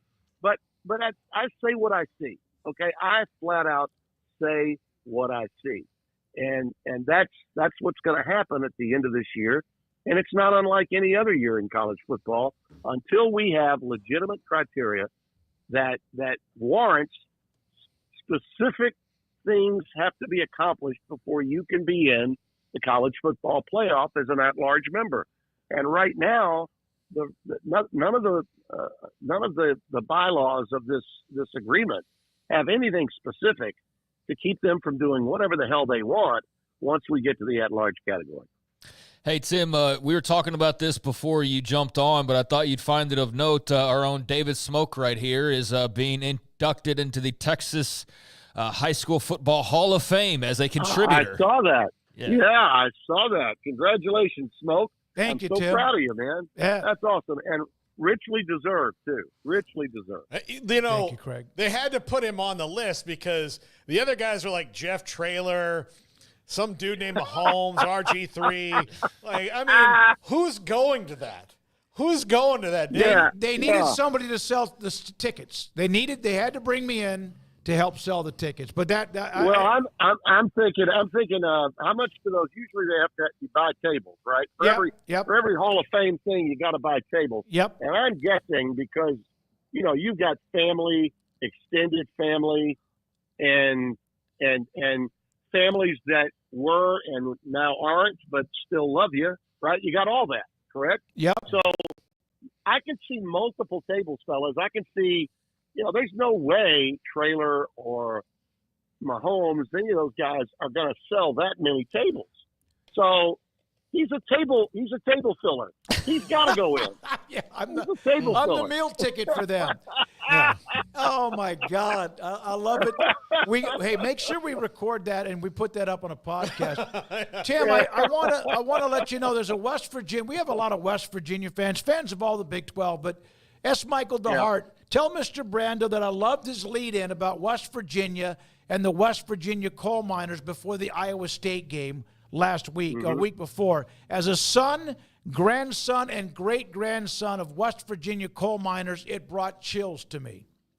Oh, that's great. I'm glad to hear that. We one of the things I feel it's incumbent upon every broadcaster that's doing a game is to not just talk about the teams, but also talk about the atmosphere, to talk about what the feel in the community is wherever the game is going to be played. And there was a definite feel about that game. And as I said, I believe that's one of the reasons why Iowa State did not play as well in their game with UCF. I think they left a lot on the field in that game. And West Virginia was going to play well and really did play well. They had a couple of mistakes and a call or two that were, fine line calls that went against them. And it turned the game into an Iowa State runaway when West Virginia was really playing hard and was not that close from, making a bid to actually win the game.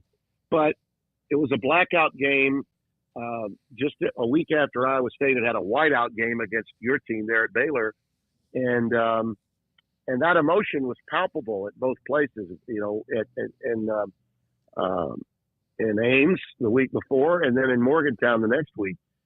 And I do have an affinity for West Virginia's steep history because I covered some of those great teams in the 80s with Major Harris and later in the 90s with Mark Bolger. And when Rocco Beck's dad was playing, I covered them in the old Big East where they were playing against Michael Vick and at Virginia Tech. And West Virginia had Bolger at quarterback and Amos Zaraway and all those guys. So I have a responsibility, I think, to every broadcast we do to give people at home a feel for what the landscape where we are, what it looks like, to try to bring them in to not just what it means to the players, but also what it means to the fans of the school. And it's always going to be more emotional for the home team because they're the ones that are geared up and have been all week long before the game. I appreciate you reading that to me, David. Yeah, you too, and good luck. I know you have Tech and TCU. Tech coming off that disastrous home loss to Baylor, and TCU getting themselves, it looks back on track and look like they could salvage the rest of the year after a disappointing season. Yeah, and you know what? They found the defense. Now granted, Utah without Cam Rising and that situation and scenario is difficult. Notice the offensive coordinator Ludwig left, so the Whittingham story is a difficult one this year before he hands over the reins to Scally. But let me tell you something. Texas Tech, I believe that was an aberration to some extent, but it was also Baylor learning a great deal from what they let get away in the game with Iowa State. I didn't think Baylor was suddenly bad. I thought that Baylor played really well early, but they had no answer in the second half because they couldn't conjure up a running game. And they suddenly found one this past week. And that's what any coach that's a defensive-minded coach like Dave Aranda has got to have confidence in the fact that his team can run the football. And up until then, they just didn't do it. And Texas Tech contributed to the defeat, no doubt about that. But I think they can bounce back. Joey McGuire well enough to know that team is going to give maximum effort against the Horned Frogs, and I'm really looking forward to it. Like I said, a little drive down Interstate 20 West, and not having to go to an airport terminal being the viable word here. I'm very happy that my wife and I will be making it to Fort Worth and taking in a Big 12 game in the afternoon this Saturday. Thank you, Timbo. Appreciate it. Timmy B with us, Fox Sports, and we appreciate his time whenever we can get it. We appreciate it being today. He's got Texas Tech at TCU coming up on Saturday. He has not come here since we started having him on the show. I know. We have him on all the time. It's like Fox is keeping us apart. He's one of the top parts of Fox, and so Baylor's got to get that point where those games are earned. Let's go straight to the pod. You want to do that? We're not going to have enough time, are we? Yeah, we do. We can go. Can we just go pod, Craig, off the radar? Yeah, we can. And then the recorded segment after that, so we can kind of give or take. We can do that. What do you want to do? Just go for it. Let's go. I guess. I just. Yeah. All right. Iowa State, highest ranked team among the Big 12 North pod, with, of course, finding a way to win. And they gave up an enormous amount of yards on the ground to UCF, but they found a way to win. You know what? You got to win the games. Win the games. They did. They have the off week coming up. And, Matt Campbell and his Cyclones are in a pretty good spot. Yeah. Each week this team gets more Matt Campbell-y, and that was the case, against UCF. They had really no business winning that game for stretches of it, especially given how much they were giving up on the ground. But Rocco Becht was absolutely fantastic, passing, running, doing everything he could to get the team back in the game. And the difference between a team like UCF and a team like Iowa State is when faced with that scenario, Iowa State wins it. They close, they win it. Yeah, their defense was the worst it's been all year, and it didn't matter, which shows that there's something special about this team. Now, their schedule down the stretch it's varying degrees of tough, obviously, and then ending with Farmageddon is going to be really, really tough. But I don't see, this team getting phased all that much they as gave they go up through the schedule. 354 yards and still won. Yeah, still won. 9.1 yards per carry. They beat a team that's known for letting leads slip away. Yeah. That's become Gus Malzahn's trademark in some ways, and that's why UCF fans are approaching West Virginia fans' level of fed up, feeling fed up. So that was an awful loss for UCF. I applaud the effort and most of the game plan, but the closing, how many games have they lost that were winnable games in the last couple of years? Because I think of this one immediately, I think of Baylor last year. That was an abysmal loss that they had no business losing that game. But, yeah, Iowa State's got a good defense, except against the run.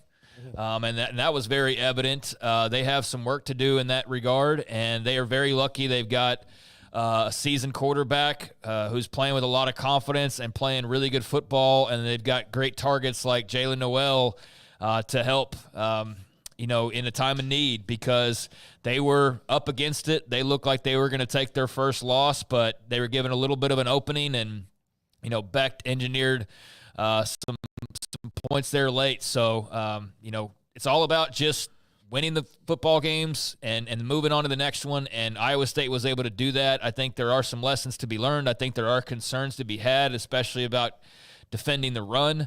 Not necessarily are you going to see anybody who's quite the level of UCF as far as the running game goes, but you can't let anybody run for 354 yards. That's insane. And to win that game, you're counting your lucky stars if you're Iowa State that you got away with one there, and that would have been especially bad at home. To turn around after the way you were feeling going into this and then to drop a big disappointment game, kind of like what BYU's expecting to maybe happen this week, except for Iowa State was at home.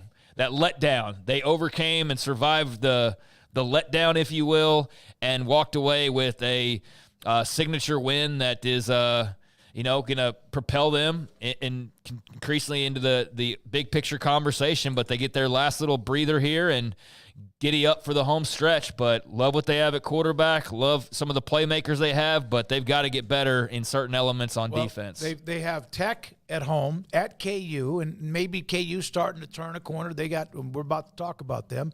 Cincinnati at home, at Utah. Running team. The last game against Kansas State, which is a team that can do both, but they are known as well for what they have with the running backs and Avery Johnson.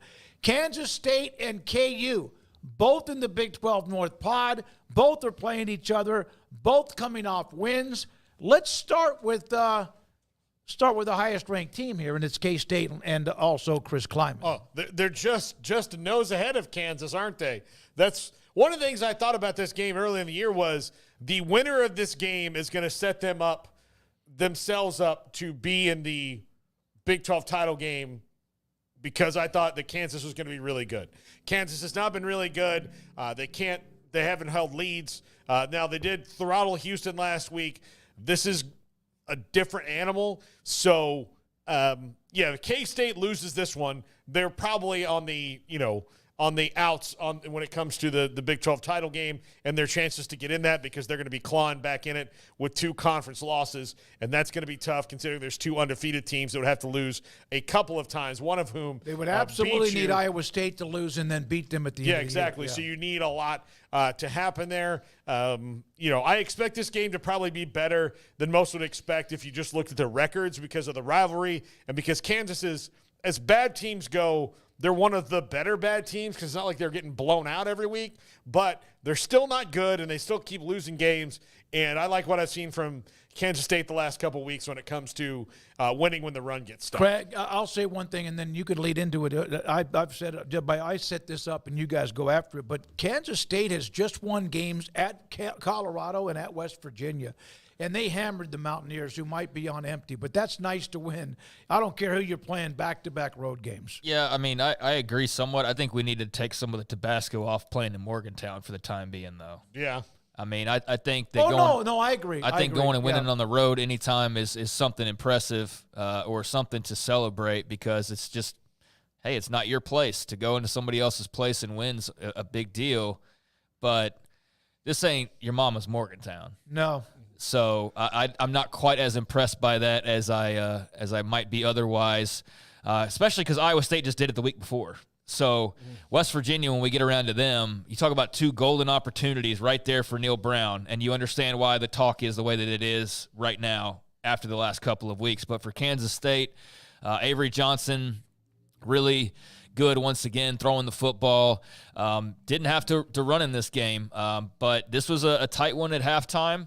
And they just opened it up in the second half and just blew the doors off of West Virginia, took advantage of Garrett Green turnovers, and he's just, my God, not playing the level of football that y'all remember when everybody was – not everybody. Y'all remember when a little segment of people were like, Garrett Green's getting disrespected. He's the best quarterback in the Big 12. And I know some of that might have been trolling, but there was actually some people that believed that or believed that could be the case, and that has definitely not been the case. That's part of the reason why West Virginia is disappointing. But Avery Johnson, on the other hand, was very much highly lauded in the offseason. Had a couple stumbles, the BYU game, but since BYU, he's been great.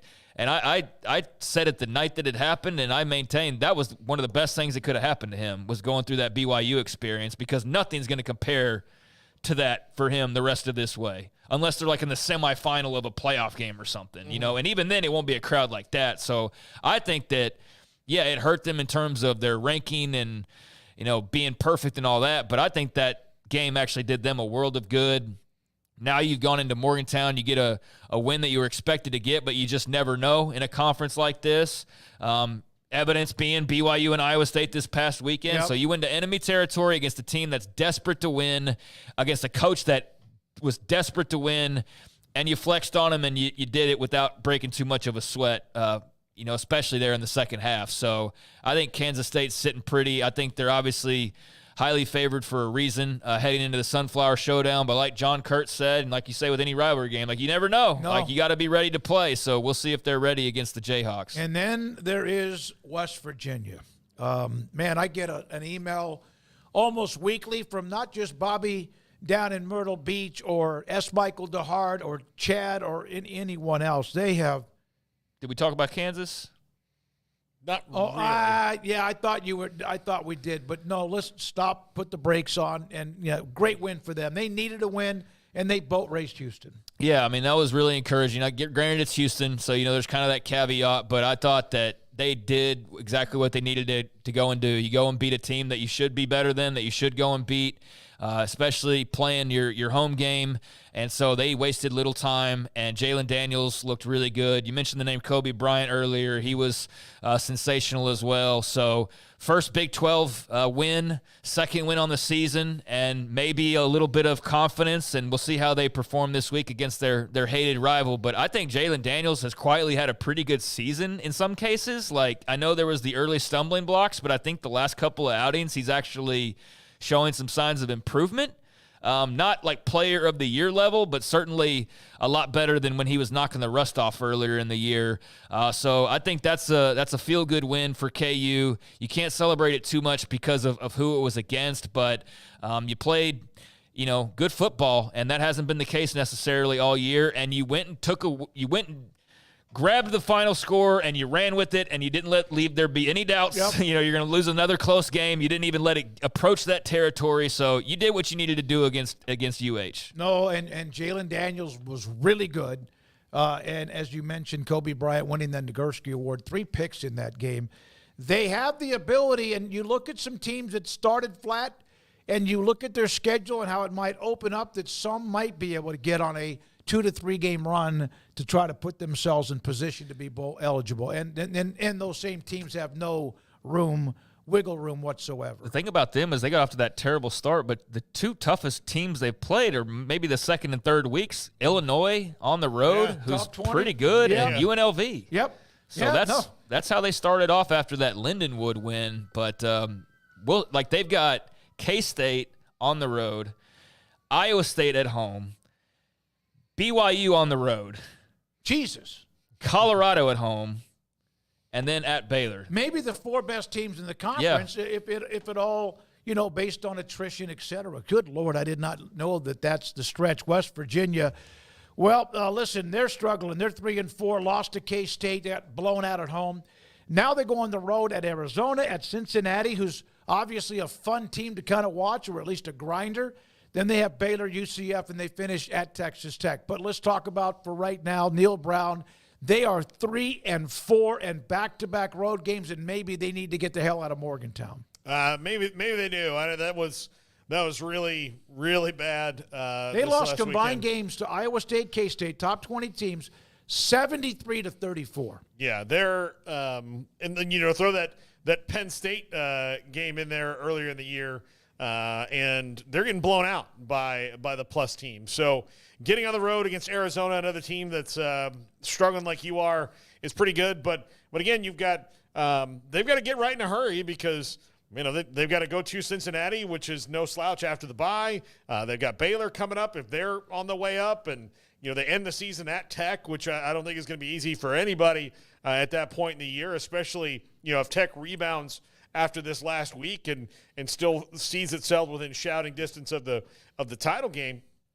So they've got to get busy. To steal the line from Shawshank, they got to get busy living or get busy dying if you're West Virginia, because right now they like Oklahoma State and some others are in an absolute free fall. And if they don't get a win this week, I don't see it necessarily stopping anytime soon. Yeah, I mean, the natives are restless, and in a lot of cases they're fed up, and they're tired of not only losing, but now losing at home's becoming a regular occurrence, and a streak that's not so kind to Neil Brown, 9 straight losses to ranked teams. 9 straight. So every time you've gotten up for a big game in the last 3 or so years, you've been on the losing end of that if you're a West Virginia fan. That's why they're fed up.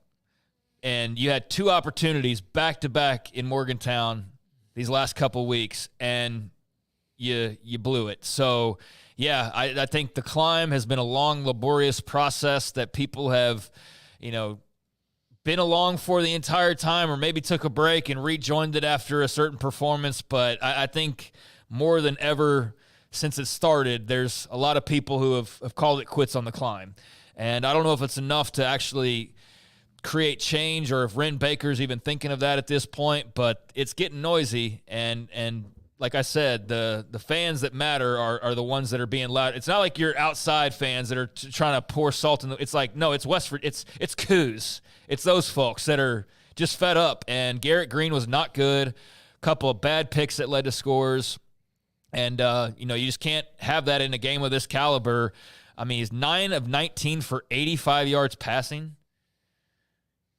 Then they try to, obviously prevent Giddens from hurting them too much. And so what happens? Avery Johnson goes off. I mean, they didn't have an answer for K-State offensively. You try to take one dimension out, and they're just too talented because that quarterback is so good that he's going to hurt you, and he hurt him. So Avery Johnson definitely won the duel there between the two, and that is partially why K-State walked away with a win in Morgantown, but more of just the same kind of issues, bad quarterback play, not winning the big games. And, even all the cries for Nico Marchio, like he came in and he was fine, but he's not like the answer that's going to turn this thing around. So, unfortunately for Neil Brown, that's not a lever that you just pull that magically corrects everything and makes everything sunshine and rainbows. You've already pulled that lever a couple times, and nobody's buying it anymore. So they are now 34-33 overall with Neil Brown. That is... I had that stat yesterday. That's shocking because what you start to forget, and I know West Virginia fans haven't, Craig and Paul, is they used to be among the teams. I mean, they were dynamic, and I don't want to go too far back, but man. Well, the thing is, you have to now. No, I agree. The thing is, when we start talking about Pat White and Stedman Bailey and all these guys, like, that's a long time ago, guys. That shootout with Baylor was, 12 years ago? 2012. So, I mean, those are some of the memories. The Big 12, Those are some of the memories. Maybe a Will Greer, playing at Texas, like some moments like that have cropped up and occurred. They've had some good teams, but compared to where they were at one point in time, especially in the 2000s, that's a far cry from where they are right now, and that's different conferences from where they are right now. You hope that would carry over and that would be kind of the status quo, but they found themselves here of late just kind of hovering around the middle, maybe peeking their head above the water on occasion, but never fully coming to the surface and establishing themselves. And so they're dunked back underwater as of right now, and whether they can come back up for air again this season remains to be seen, but certainly they're struggling right now. Yeah, they are. So there we are, the Big 12 North Pod with the four schools, two of them playing each other, KU and Kansas State. God coming forbid up this week. they don't beat Arizona, because that's at Arizona, and Arizona's a okay team. They're but another team that's like Utah, Arizona, West Virginia, and maybe we could add in a couple of others that they're on the wobble. They're like teetering on what's going to happen with them if they're going to be playing some bowl game later on down the road. All right, Craig Smoak and Off the Radar. We will hear from Zach Osterman. He covers Indiana with the great story with the Hoosiers and Kurt Signetti. But, Craig, let's go ahead and do your segment Off the Radar. All right, here we are on Off the Radar. Do you need something, Garrett, or are we just going to jump into it? He's got an I just open. thought we were breaking They got it. Yeah, no, we'll just go. We'll just jump in. Well, we're going to run way behind. We have time for. No, okay, go. Craig. Yeah, we're already through the wall. All right. All right, let's go ahead and just roll into it then. Control the show. Let's go ahead and roll into it then. And did that get deleted? Oh my gosh. Hopefully that didn't get deleted. All right, well maybe it did. All right. Was that? I had notes typed up, but I think they're gone now. So anyways, we'll try to just riff it as best we can since we didn't get that break in. Let's start off with some NFL news. Jaden Daniels, you guys I'm sure saw this. He is banged up, had to leave the game. The other night, Commanders went on to win in blowout fashion regardless, but Jaden Daniels is getting some somewhat positive news as far as his injury goes, and part of the problem with not having my notes now, and the internet is also down, and asking me for my Wi-Fi password. So, let's break. Yeah, let's just break, man. I told you guys we should have broken. Run break 5. All right, Garrett Ross, take it, and we'll be back in a moment with Craig and Off the Radar. When it comes to me and my money, I know the way it should be. I need a partner I can count on. That's Genco and me. Genco is my credit union. They're always there for me. They're people I trust. They treat me like family. My money, my future, my credit union. Genco. Automatic Chef is your local vending, office coffee, and micro market provider, delivering outstanding service to break rooms all over Central Texas for over 50 years. Automatic Chef brings the best products to your location at the best prices. With hundreds of choices in fresh food, coffee, snacks, and drinks, let Automatic Chef tailor a break room solution to your needs. Make break time great again with Automatic Chef. Automatic Chef Canteen, 6900 Imperial Drive in Waco, or online at automaticchef.com.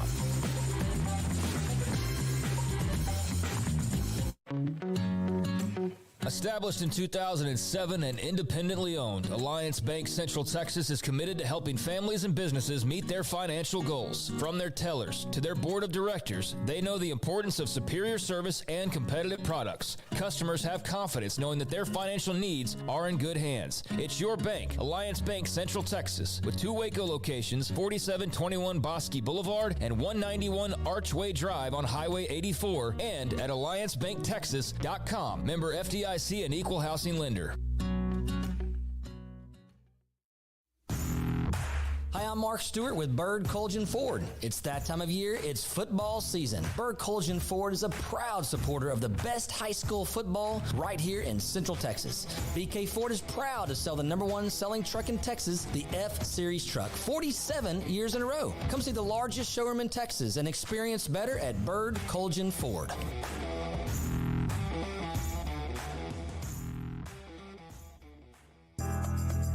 Riverbend Liquor and Wine now has 2 locations to serve you. The original on Lakeshore Drive in North 19th Street and the brand new spot in downtown Waco at 600 Franklin Avenue. If you're looking for the best in craft beers or local Texas bourbons, then the original is the place to be. And for the latest trends and online phenomenons, head downtown to the Franklin location. Either way, you're going to get the same great variety, customer service, and speedy experience. Check out both locations on their Facebook and Instagram pages. Riverbend Liquor and Wine, Lakeshore Drive in North 19th Street, and now downtown on Franklin Avenue.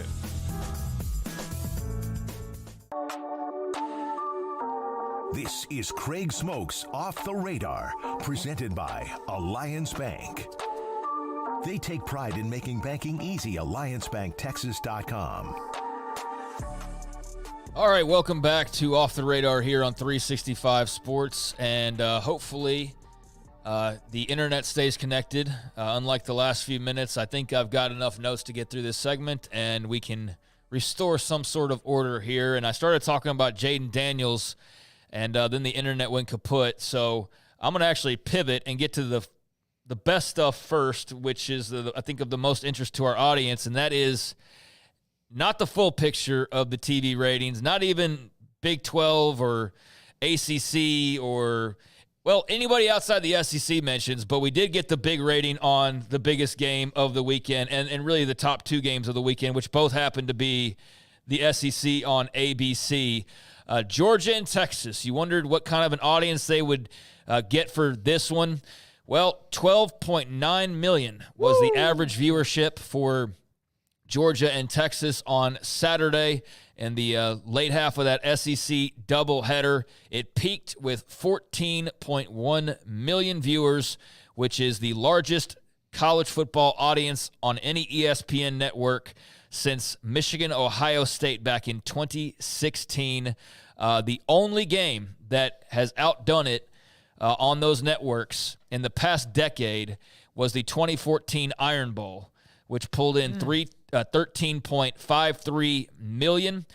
There's been other big games, obviously, that have registered higher on other networks, but 12.9 million for Georgia and Texas, and that was a part of a double whammy, as Bama and Tennessee also had 10.7 million. So both of those games breaking the 10 million mark for the ABC networks on Saturday and that big SEC doubleheader.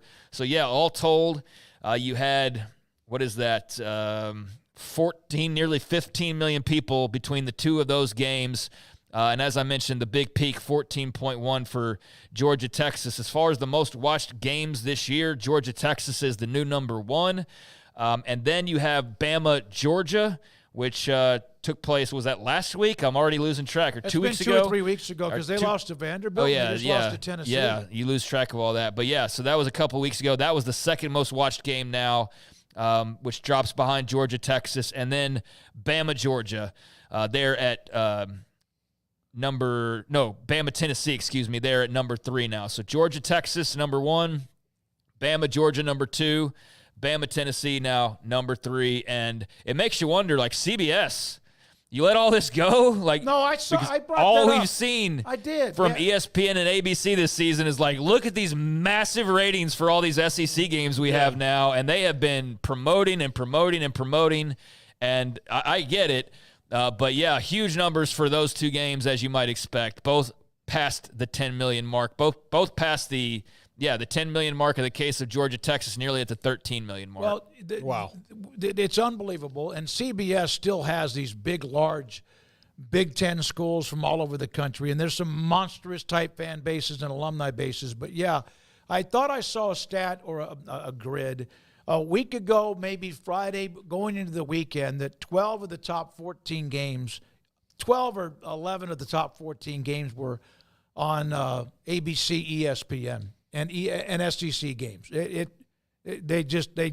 have it just by the neck, grabbing you at the neck. Yeah, so massive numbers for that, and we'll see what the rest of the ratings are for some of the other games that might be of interest. We'll touch on that on Thursday and see what the highest-rated Big 12 game was, what any of the non-SEC Big 10 games were that ranked up there in the top 5, the top 10 or so. But, yeah, massive numbers as you might expect. So ABC, ESPN, Disney getting their money's worth so far when it comes to their investment in the Southeastern Conference. Meanwhile, I did make mention of the Commanders and Jaden Daniels and wanted to actually get that proper here. So we saw him get banged up this past weekend as the Commanders just destroyed the Carolina Panthers, who are just all bad. I mean, they are god-awful. And so that was one thing. You're like, yeah, you beat up the worst team in the NFL, but still, as a Commanders fan, you're going to take anything you can get. But there was the scary moment of Jaden Daniels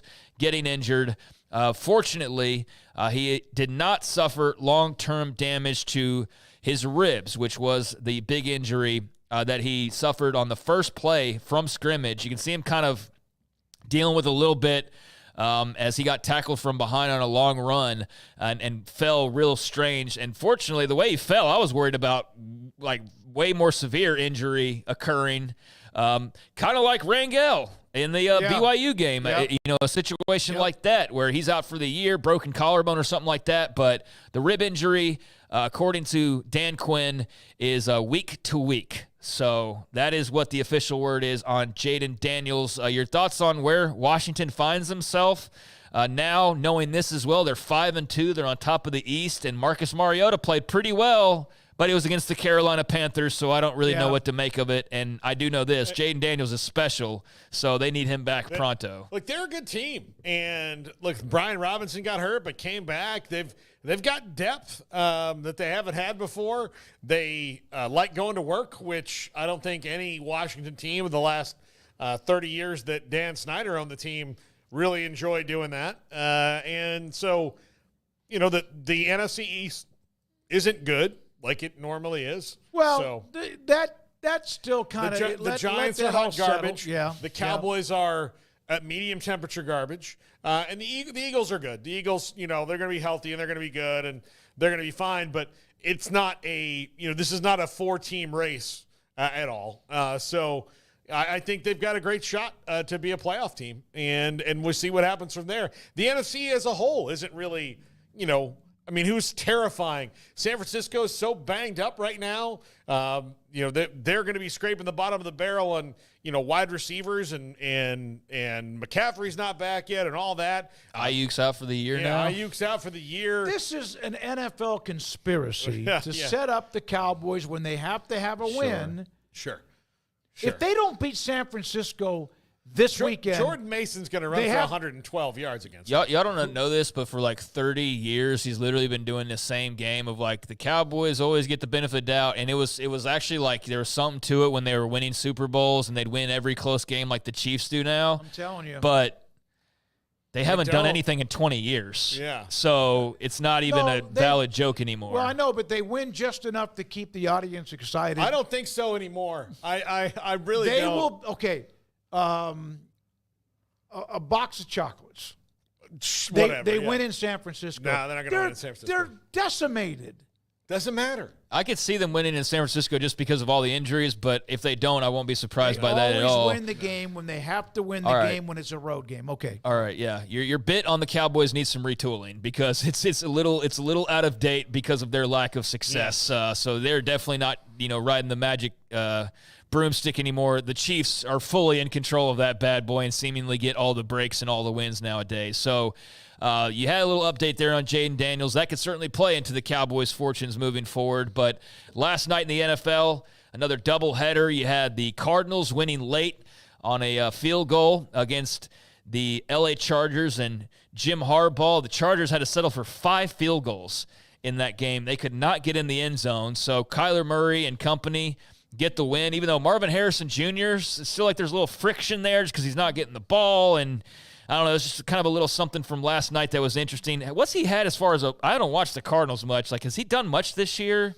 He's okay. He's okay. Okay. There's a little friction last night because he wasn't getting the ball as much as he would like. The ball. I mean, he's had one really great game. He's had some other times he's been a little banged up. He'll get there. I don't know. I wonder.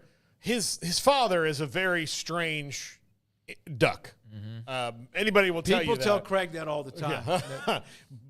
So if the apple doesn't fall far from the tree, I wonder how that's going to be building up. But I he's been fine. He's been all right. Now, Trey McBride's been really great for them. Their tight end, Michael Wilson's been good. He hasn't done much. I think the best receiver, the young receiver I saw last night was Ladd McConkey. Yeah. That was the best young receiver I saw, but he was on the losing side of things. Marvin Harrison hasn't caught more than 5 passes for 64 yards. Hence the frustrations. Yeah. That's why he's not – they were pointing out like how he wasn't really like – the whole you're not getting the ball and you see how a receiver reacts to that. Like he was kind of doing some of that jazz. And so he got a pass right after they were talking about that, but it didn't turn into much but like an average gain or so. So, I haven't watched a ton of them, but he was in action last night. Cardinals do get the win over the Chargers, but there was also the other game, and this is Cowboys related in a way, as the Baltimore Ravens beat Baker Mayfield and the Bucs 41-31. Baltimore was in full control of that game late, and then Bucs kind of threw on a little at the end and made it a little bit more of a respectable score, but it was all Ravens, and it was all Derrick Henry. He is the NFL's leading rusher at this stage of the season, and he is a brick-ass house. And watching him last night, I mean, he's running down the sideline for like a 60-yard gain or whatever it was. But he now leads the league by 200. God, the Nats are going crazy. He leads the league by 200 yards in overall rushing, 873, which is better than Jordan Mason of the 49ers, 667. Last night, he had 169. Also had a receiving touchdown as well. And an 81-yard run in the midst of that. Yeah, I'd shortchanged him to 60-something yard. Yeah, I was referring to the 81-yard that he didn't get to finish off. He got tackled out of bounds. But, yeah, that was an incredible run. And just mentioning that for no other reason except for it got Brian Jones's latest radio call in. As we talked about last week, that was a disaster. And Jerry was back on the radio with his boys from the Fan, and it seemed like this went a lot better. I don't know. They didn't sound like they listened to part of it. They didn't have to talk it out or anything. I was listening to it on my way to go see Midway High School coaches for a broadcast, and they kind of kissed and made up, and he kind of gave it a reason, but they're fine. So he was on there, and that wasn't as much of a big deal as it was last week. Obviously, he and the host smoothed it all over. But he did talk about Derrick Henry, especially after that performance last night and the fact that the Cowboys had every opportunity to sign him. He lives in Dallas. He was basically begging to be a Cowboy. And he said, in my mind, we're not playing very good football right now at all. It's beyond whether or not we have Derrick Henry or not. Derrick Henry is having a career year. I don't know if he'd be having that career year in our situation. He said that, absolutely. And that's really something you really do have to look at, because if he had not had as many carries as our running backs have had, then he certainly probably wouldn't have attained the level of impact that he's having. And then he's a real good complement to the type of offense that they run. We don't run that type of offense at all. So there was Jerry on Derrick Henry when asked about it today. This is, sometimes you hear a politician or a rich guy say something that's true, and I don't know if they really want to say that it's true. I don't disagree with Jerry on that, but what Jerry's point is, and this is also, he kind of threw McCarthy under the bus in this and all that. Let me add one little tidbit. He also said now Derrick Henry didn't fit because principally of managing the cap. and anticipation of the players that we were going to sign weeks later or anticipation of players we were going to be signing in the future. So I guess he's throwing it at, well, we had to sign CD and Dak and that. That was just one little extra morsel. Here's where they're wrong on that. The cap, yes, it's real, and there are dead money charges.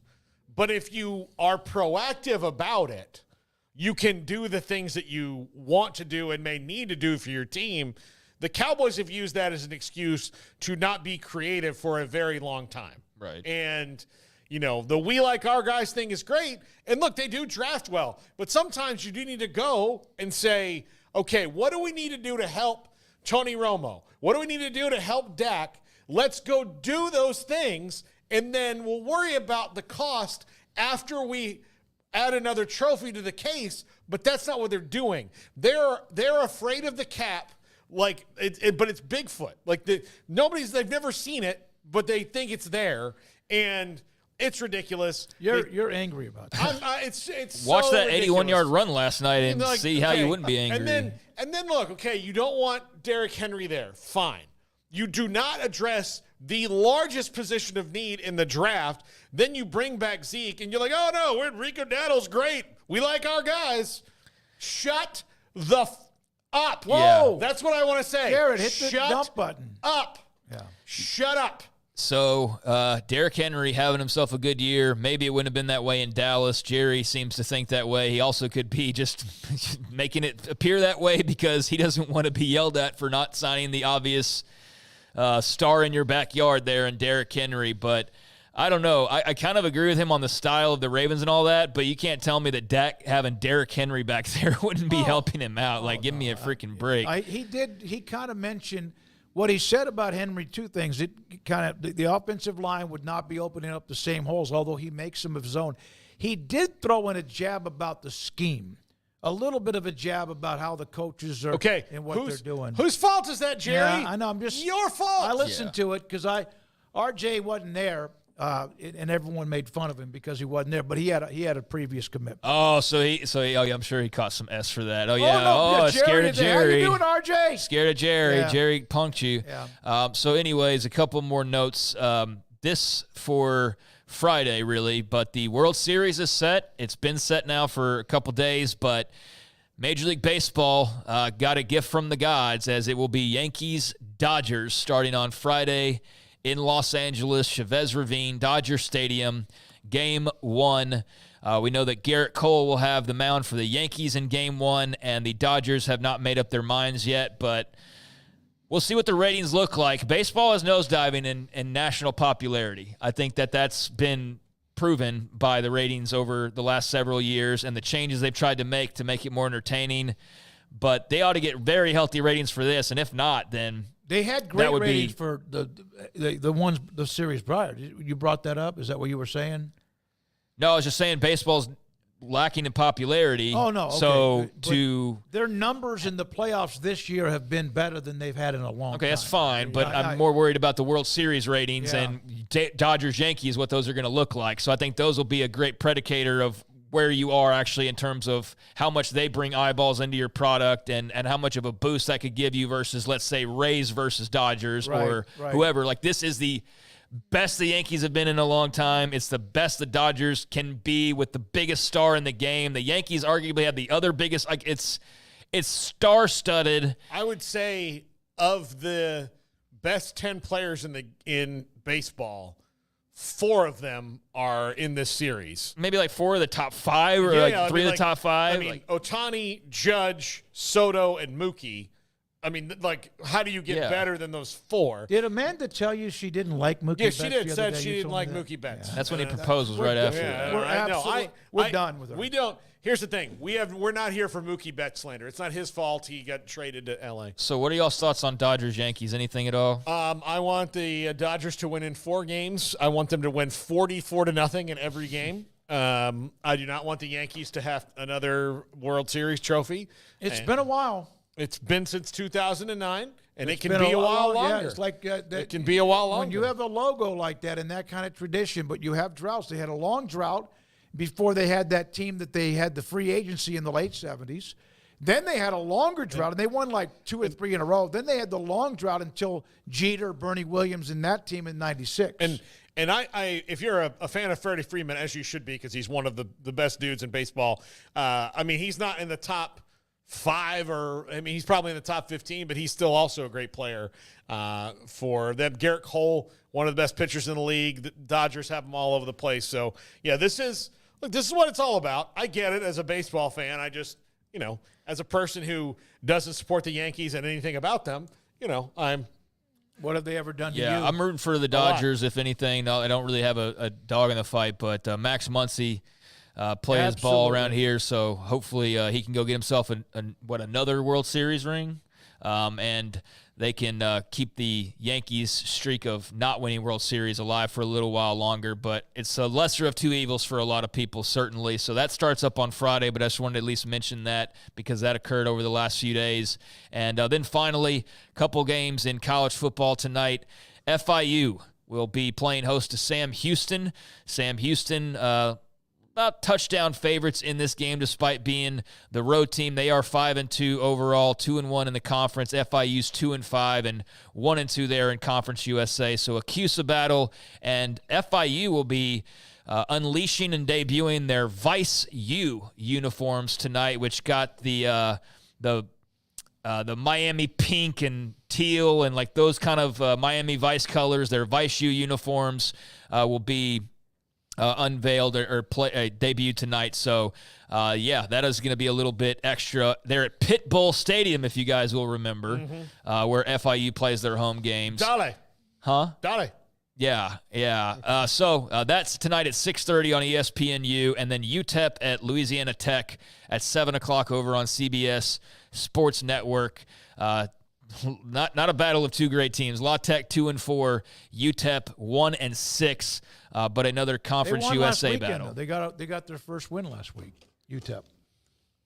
Yep. So another Conference USA battle, and there's a few things off the radar. Thank you, Craig. Appreciate that. We're going to hear from Zach Osterman. He covers Indiana. One World Series note. Do you know the last time that somebody won? Now the Rangers have been out and they've never made the playoffs. Do you know the last time somebody won back-to-back World Series? It's been a long time. 2000, when the Yankees won 4 out of 5. They won 3 in a row since 2000. That's what they did to me. Well, they did it to the Rangers, what they too. would do to me. They did it to the Rangers, That's what too. they did to me. Yeah, they won it in 96, 98, 99, 2000. Nobody has repeated since that time, and there's been some really good teams. All right, when we come back, Paul Catalina on Indiana football. My goodness, are they fun to watch? Even if you're a Nebraska fan and they just scored again. Zach Osterman on Indiana with Paul Catalina is next. Waco Custom Marketplace, your hometown grocery store, 425 Lake Air Drive in Waco with the Bauer family. They opened up with initially, and they still have Waco Custom Meats, which is a store, a distribution center for everything you could ever have when it comes to protein. And then they opened up the grocery store with a full-service butcher shop and a full-service bakery, too. If you tailgate, they have the charcoal pellet fuel, they have the tri-tip, they have the brisket, and everything else if you want, wings and sausage and so much more. And on top of that, they have great a supply of a lot of different marinades. Maybe you want it for the chicken, or maybe you want it for your beef, or it's the tri-tip, of course, which is beef, and along with brisket. They have all the rubs, the seasoning, and they have marinades too. And what's pretty cool about it is right in front of the butcher shop, they have an area with some fresh vegetables if you want it, but they've got tubs filled with tri-tip and brisket if you want that for your tailgating, and cold beer and wine. The Bauer family, 425 Lake Air Drive in Waco, Waco Custom Marketplace. When it comes to me and my money, I know the way it should be. I need a partner I can count on. That's Genco and me. Genco is my credit union. They're always there for me. They're people I trust. They treat me like family. My money, my future, my credit union. Genco. Automatic Chef is your local vending, office coffee, and micro market provider, delivering outstanding service to break rooms all over Central Texas for over 50 years. Automatic Chef brings the best products to your location at the best prices. With hundreds of choices in fresh food, coffee, snacks, and drinks, let Automatic Chef tailor a break room solution to your needs. Make break time great again with Automatic Chef. Automatic Chef Canteen, 6900 Imperial Drive in Waco, or online at automaticchef.com.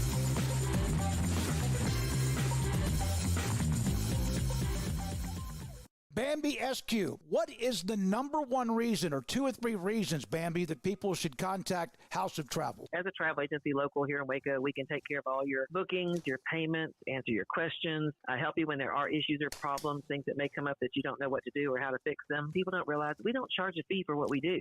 It doesn't cost you extra to use a travel agent. We're just here. We get paid by the tour companies and the cruise lines to represent them. But you have an expert on your side that's here and local, and you have a name and a face to put together to help you with anything that you may need. Give us a call. We can price things for you. We can help you answer questions. We can make it simple, easy, and one stop. Your knowledge of all the years you've done this and then spit it back to them or give them options? It helps us to kind of know a date range, a budget, what your goals are and what you want to see and do on your vacation. And then that helps us to know what to look for, and we can narrow down and help you make the best choices for your vacation so you get the best value, you get exactly what you were hoping for, and making sure that it's taken care of with a carefree, easy, simple for you type vacation. I've been doing this for over 40 years. Every day I learn something new. I experience new situations and things that I can help take care of for people, whether it's just making sure you get the best deals and find the best vacations, or whether it's to solve that problem, like you've got a flight that's being canceled and you don't know what to do. There's weather coming up. Should I cancel my trip next week because of the hurricane? Those are things that we take care of and you don't have to worry about. You've got somebody that you can rely on that you know is an expert, knows what we're doing, have been doing this for a long time, so that you're not questioning, okay, does the person on the other end of the phone really understand what I'm asking or know how to find those deals? You've got an expert, and we are here to take care of that. For more information, go to houseoftravelwaco.com.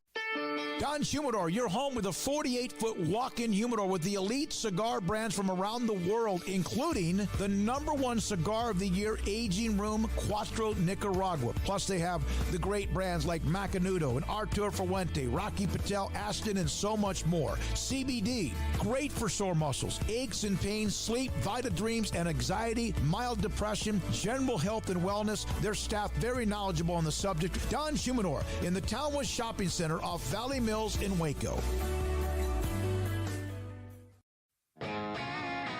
Want to send a message to the show? Jump in the Rudy's Country Store and Barbecue chat room.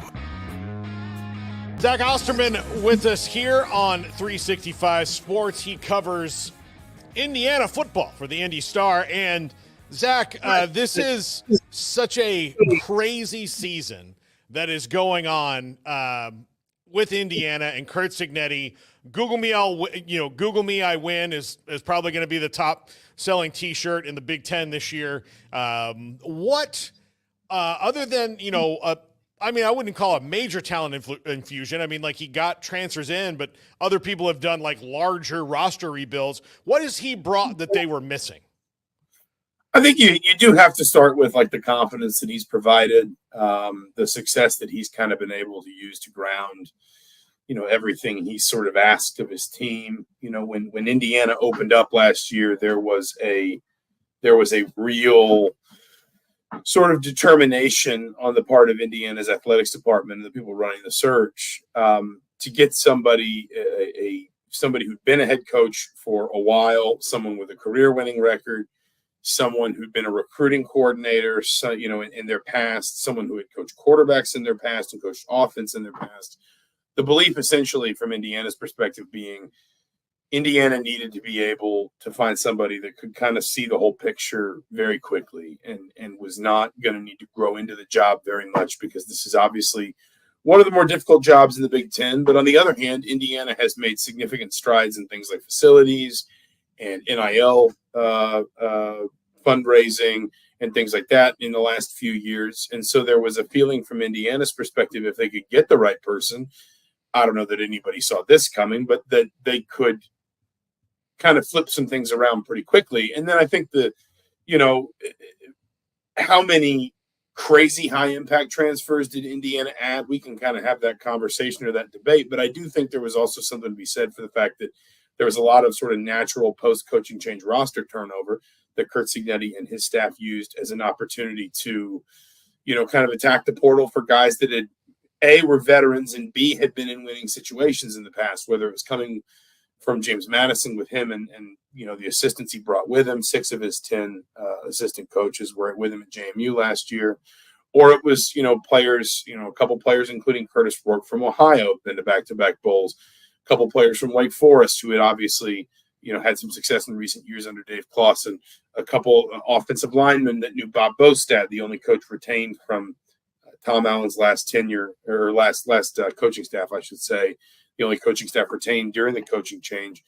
Some players from Wisconsin that had won some games up in Madison, and now we're coming back to play for Bostad and Bloomington. So I think there was kind of this, it's not been any one thing. It's not been like I grew up in the South, and if I'm trying to think of sort of like the opposite sort of example, it would be like Auburn with Cam Newton, where Auburn just goes and gets a generationally talented player, puts him in the perfect scheme at the right time, and wins a national title. Number one, I'm not predicting Indiana's going to win a national title. Let's be very clear. Number two, it's a little bit like the opposite of that, where Indiana just added all the right levels of all the right ingredients to a formula that, to be fair to Curt Cignetti, has won a lot of games in his career even before he got to Bloomington, and now you're seeing it obviously translate very quickly in the Big Ten. So Curtis Rourke obviously had the thumb surgery. He's out, but they're optimistic that he could be back as early as, next week or the week after?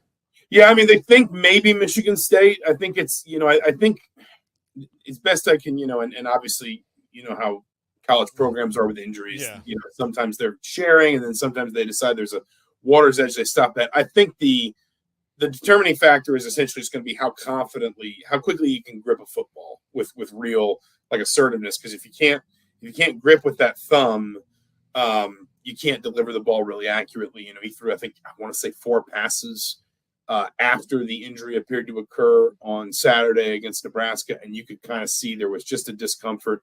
He wasn't able to kind of put the full force into the throw, probably because of the pain in his thumb. So it's just going to be a question of, I actually think when he had the thumb surgery, I think my read of the situation is they got in there and maybe found more reasons for optimism than even they thought were sort of previously present. So I think there's a possibility he could play next weekend at Michigan State. Certainly, I think there's at least a possibility he could be back for the Michigan game in 2 weeks. At this point, I don't expect to see him this weekend. I do expect that it will be Taven Jackson starting against Washington, but it does seem like sort of an optimistic case scenario, if that's a phrase. I'm not sure if it is or not, but I think you know what I mean with Curtis Rourke's thumb injury.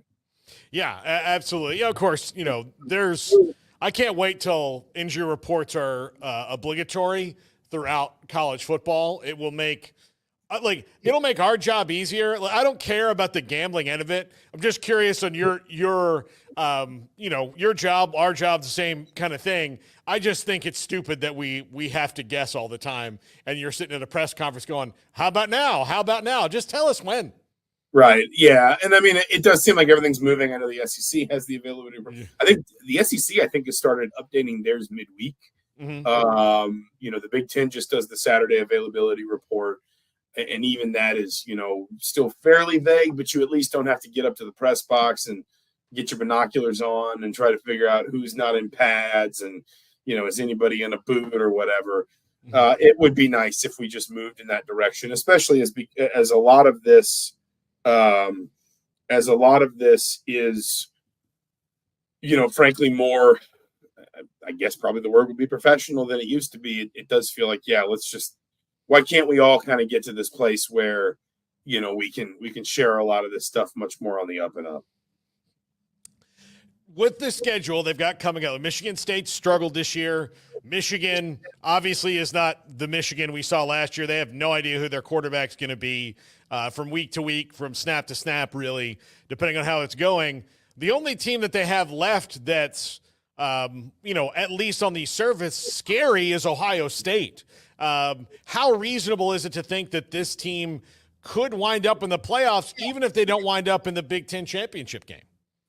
I mean, listen, I've been pumping the brakes and all that stuff as much as anybody, just sort of saying like, hey, Indiana's just kind of got to go week by week, and the schedule gets gradually tougher as as the fall goes on. And I mean, I don't think Nebraska was a Big Ten contender, but if you beat Nebraska, which is a perfectly decent team, they're almost certainly going to beat UCLA this weekend and get bowl eligible. You beat them by 49 points. I mean, at a certain point, you do have to start entertaining these kinds of possibilities. I think Indiana will at least be favored in probably every game. Maybe not Michigan or Michigan. I can see a world where, especially if Rourke doesn't play like a Michigan State, I'm not sure exactly where that line settles, but I wouldn't be shocked. Let's put it this way. I wouldn't be shocked if Indiana's favored in every game it plays this season, with the exception of the trip to Ohio State. Any Big Ten team I think that gets to 11-1 is probably going to get into the playoff, kind of no matter what that looks like.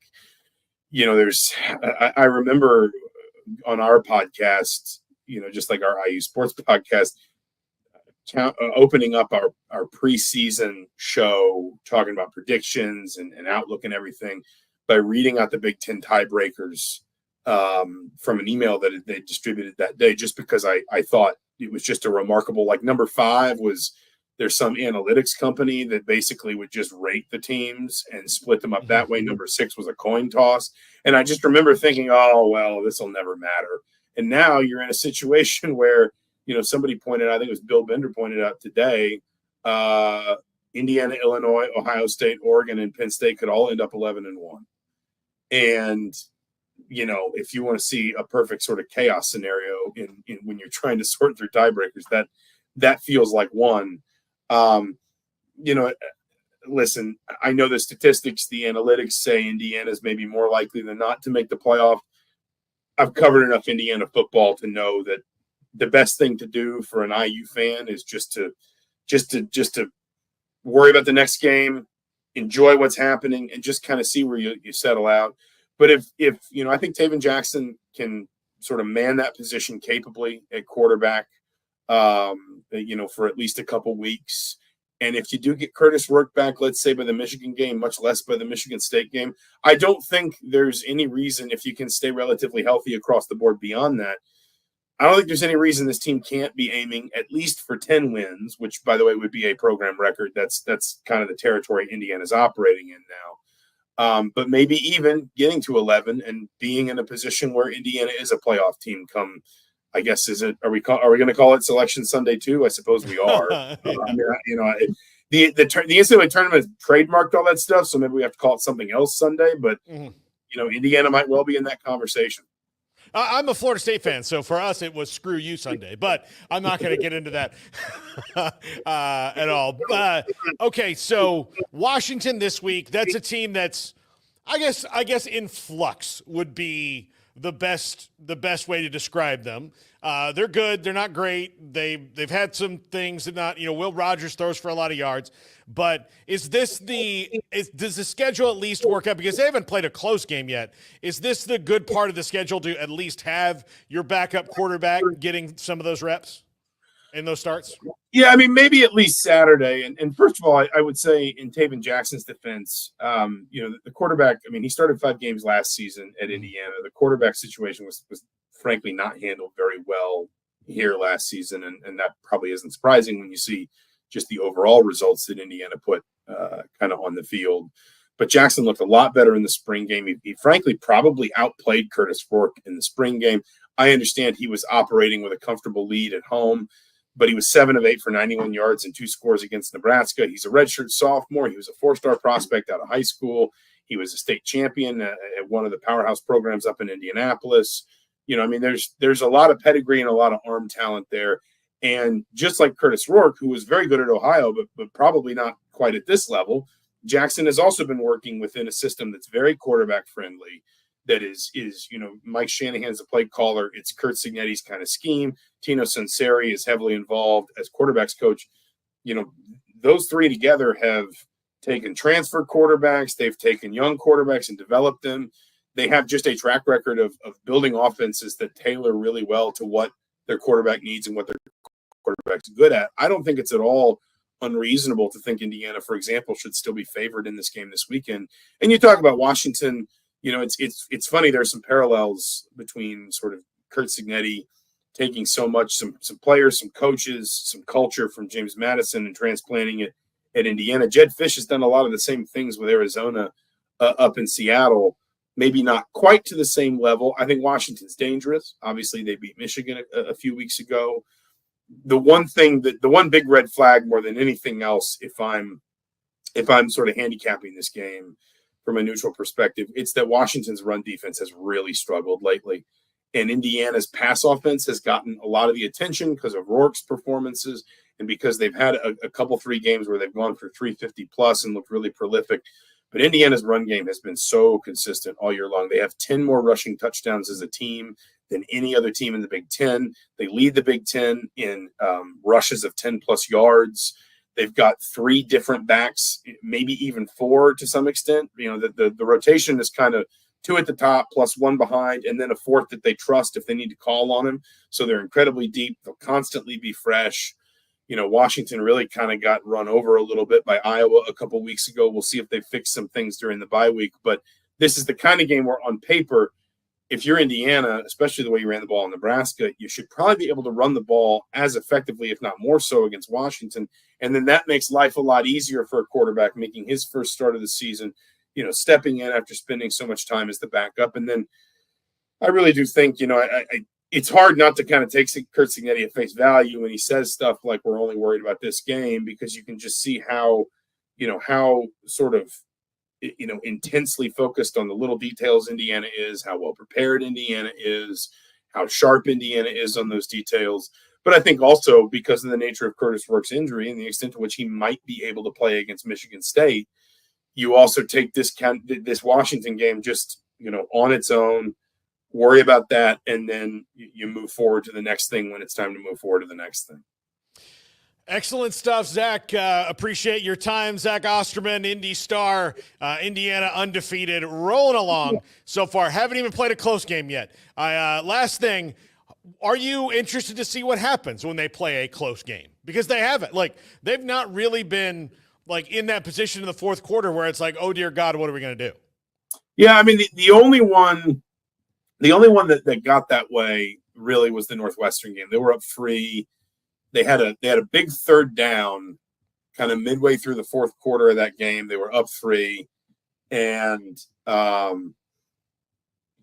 mean, I've covered enough Indiana football to look out on the field and sort of say, like, this is when it sort of, you know, this is when the train untracks a little bit, you know, in the past for Indiana. And instead, you know, Rourke hit Elijah Surratt for a 20-something yard gain or a 30-something yard gain, and they just punched the ball in from short yardage on the next snap.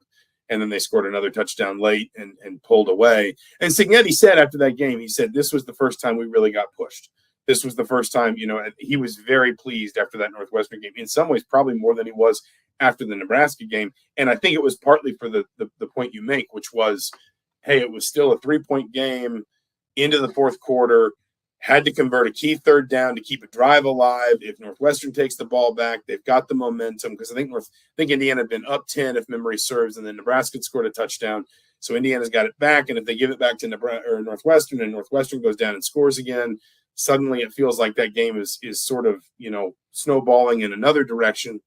But, you know, listen, I mean, they certainly have not been in a situation where they needed to make a clutch kick or, you know, to your point, a game that's tied in the final 5 minutes or anything like that. You know, at some point you would imagine they're going to wind up in that situation, and it will be interesting to see kind of how they handle it. But I think I think that's why Kurt Cignetti felt so good about the way his team played in the fourth quarter against Northwestern, was because he felt like, you know, for the first time all season, and obviously Nebraska didn't really do this to Indiana either, an opponent put Indiana in a position where there was some real peril attached to its execution. And, you know, if you don't convert this third down, this thing could come back the other way real fast and right in our face. And suddenly we're, you know, staring at a deficit on the road, trying to figure out if we've got the stuff it takes to go down and win.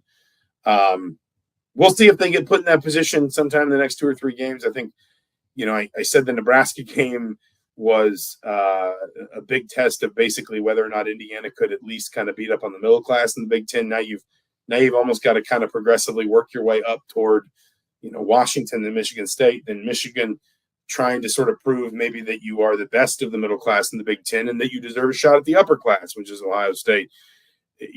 People aren't used to it around here, but the reality of a winning team is there's never a moment when you're satisfied. There's never a moment when everything is just sort of settled and perfect. You're just constantly trying to see how much higher you can climb, and that's the position Indiana's in right now.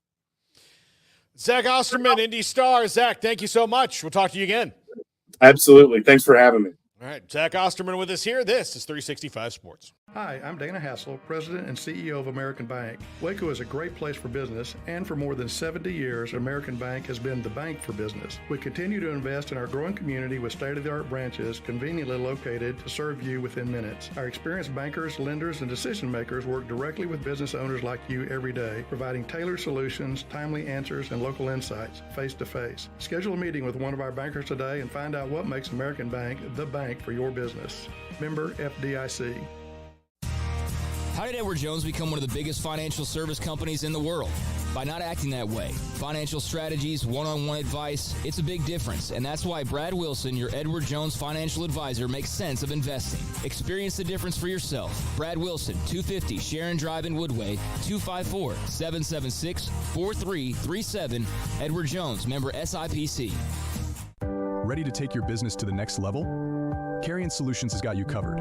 We deliver world-class IT consulting, including Quest On Demand and Migration Manager, M365 and Exchange migrations, Active Directory assessments, security hardening, and Windows Server upgrades. Our experts specialize in consulting, monitoring, support, and managed IT services. We promise vision, professionalism, and unbeatable value. Satisfaction guaranteed. If you're not happy, we make it right. Remember the name Carrion Solutions. For more info, email sales@carrionsolutions.com or visit carrionsolutions.com. That's CARRION solutions.com. Carrion Solutions IT success guaranteed. With so many companies and policies out there, it gets so confusing shopping for insurance, and I never know if I'm getting the policy that's right for me. Luckily, I met the team at the Niche Group Insurance Agency. With the Niche Group, you can go to one company and get access to coverage options from many insurance carriers, and you get to speak to a real person about your specific coverage needs. With the Niche Group, I know I'm getting the right coverage at the right price. If you need insurance, talk to the experts at the Niche Group at 1-800-258-8302. He is to humanity what bacon is to breakfast. He is allowed to use his cell phone on an airplane. He is Cesar Leal, Leal's Mexican restaurant. I don't always eat Mexican food, but when I do, I prefer Leal. Leal's Mexican Restaurant, 9000 Panther Drive in Woodway, 254-772-8140.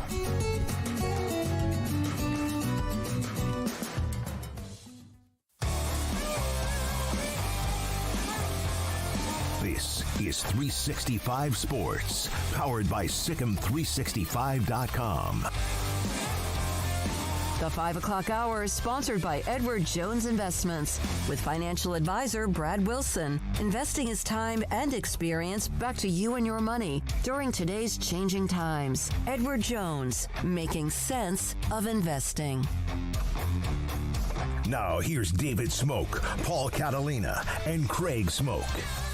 All right, here we go, 365 Sports, and Hall of Famer John McClain with us. And normally, and we will, get into some NFL topics and look back. Texans lost last-second heartbreak, and, of course, the Cowboys are on a free fall, but now playing injury-riddled San Francisco. John, welcome to, the Baylor Bears took care of your happiness over the weekend, did they not? They certainly did, and they certainly made the Texans losing on a field goal with no time left at Green Bay easier to stomach, and so it was a great job by Dave Aranda, Jake Spavital, all the guys. But I noticed I read Sikkim every day, and I love looking at the picks, and I can't remember who the two picked Baylor, and I thought they were absolutely out of their mind because I am always asked down here for my prediction, and like you guys, I predicted them to get beat, putting up 59 more than any team in college football last weekend. Was just so much fun to watch. And I'd say we were making jokes on my text thread with all these Baylor grads. We've all been fans since the early 60s about get the ball Josh Cameron 10 times a game. then 15 times a game, then 20 times a game, because that kid is special. But it was great.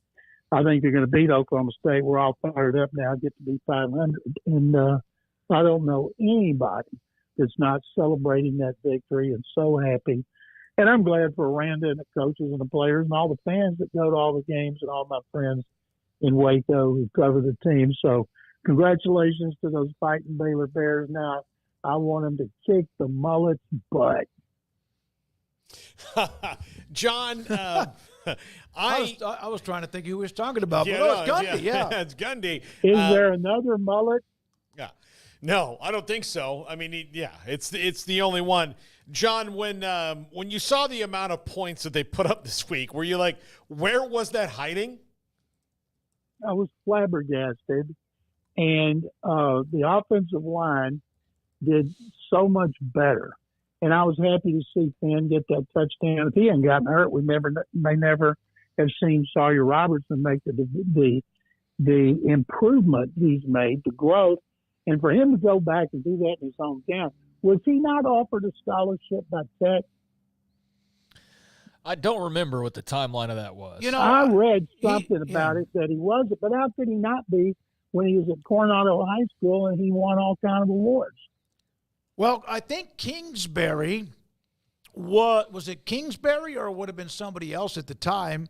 But Mike Leach called him, and that might trump anything local. I mean, I'm sure he would have gone to Tech if he was offered, but Mike Leach calls. So I think that's a pretty impressive thing. That it's hard to turn that down. I guess there could have been a happier player, a happier family than Robertson's family. I think they've all been Tech fans and season ticket holders that I read on Sikkim Sports and in the Trib. And I thought the coverage was great on Sikkim Sports. I thought the coverage was great in the Tribune Herald. And I'm reading everything. And this is the first week I haven't said, I can't wait for basketball. Yeah, no doubt. Based on what I saw here, the reason why Sawyer was not a member of that Texas Tech class was because that was the one where they got Baron Morton. So the guy he just beat was the quarterback in that class for Tech, and that's why Sawyer didn't get that nod, I believe. That makes it even more delicious for him and his family. Yes, it does, John. So Oklahoma State's reeling, but you look at this schedule, and they got a chance to make a little bit of noise. How much? I mean, can't get too over our skis, even though everybody was thirsting for a win like that for 2 years now, so everybody's enjoying it. But how do you feel about being able to kind of carry this thing into a home game against Oklahoma State and then hopefully beyond that? I'm glad to see the Sailor Bear helmets are coming out for this game. Also, Oklahoma State just played its best game of the year and lost. I stayed up and watched that game. They were fantastic. And I thought they were going to upset BYU, which is unbeaten and might be the best team in the Big 12.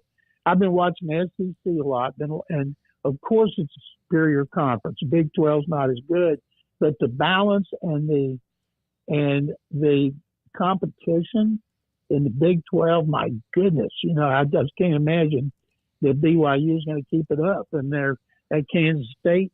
Kansas State's still good. I can't wait to see how it plays out. Baylor, I know they don't want to think about this, but if you look at the schedule, every game is winnable.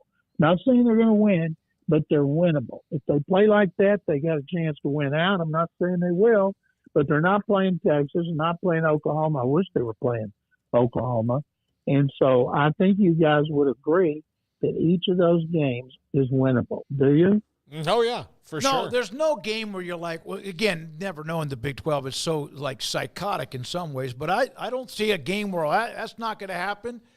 You can win 2, 3, or 4, or 5 of them. You don't know, but let's see if they can win back-to-back first. Still makes me sick.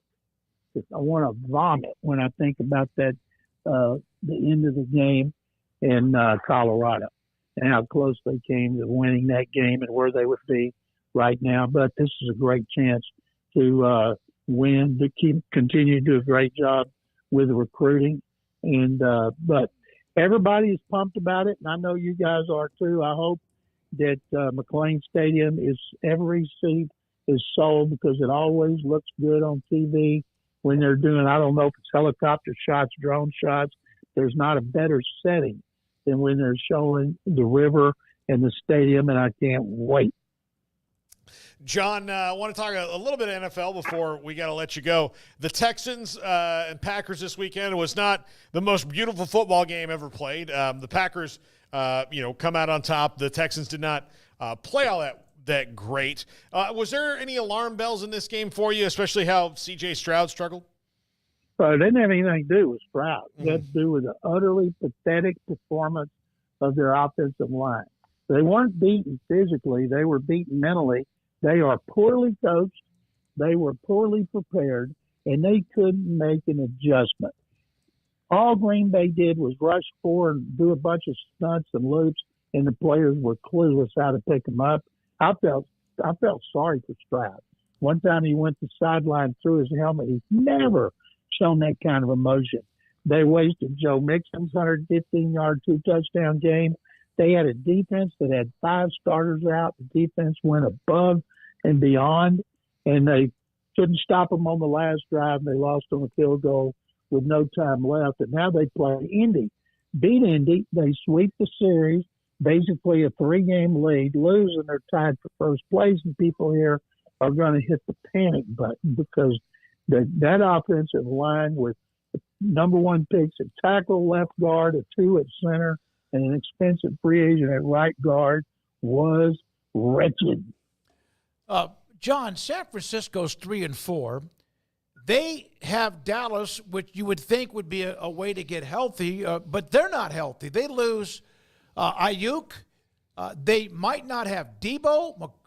What's the running back? Christian McCaffrey. I mean, are they in a dangerous spot right now?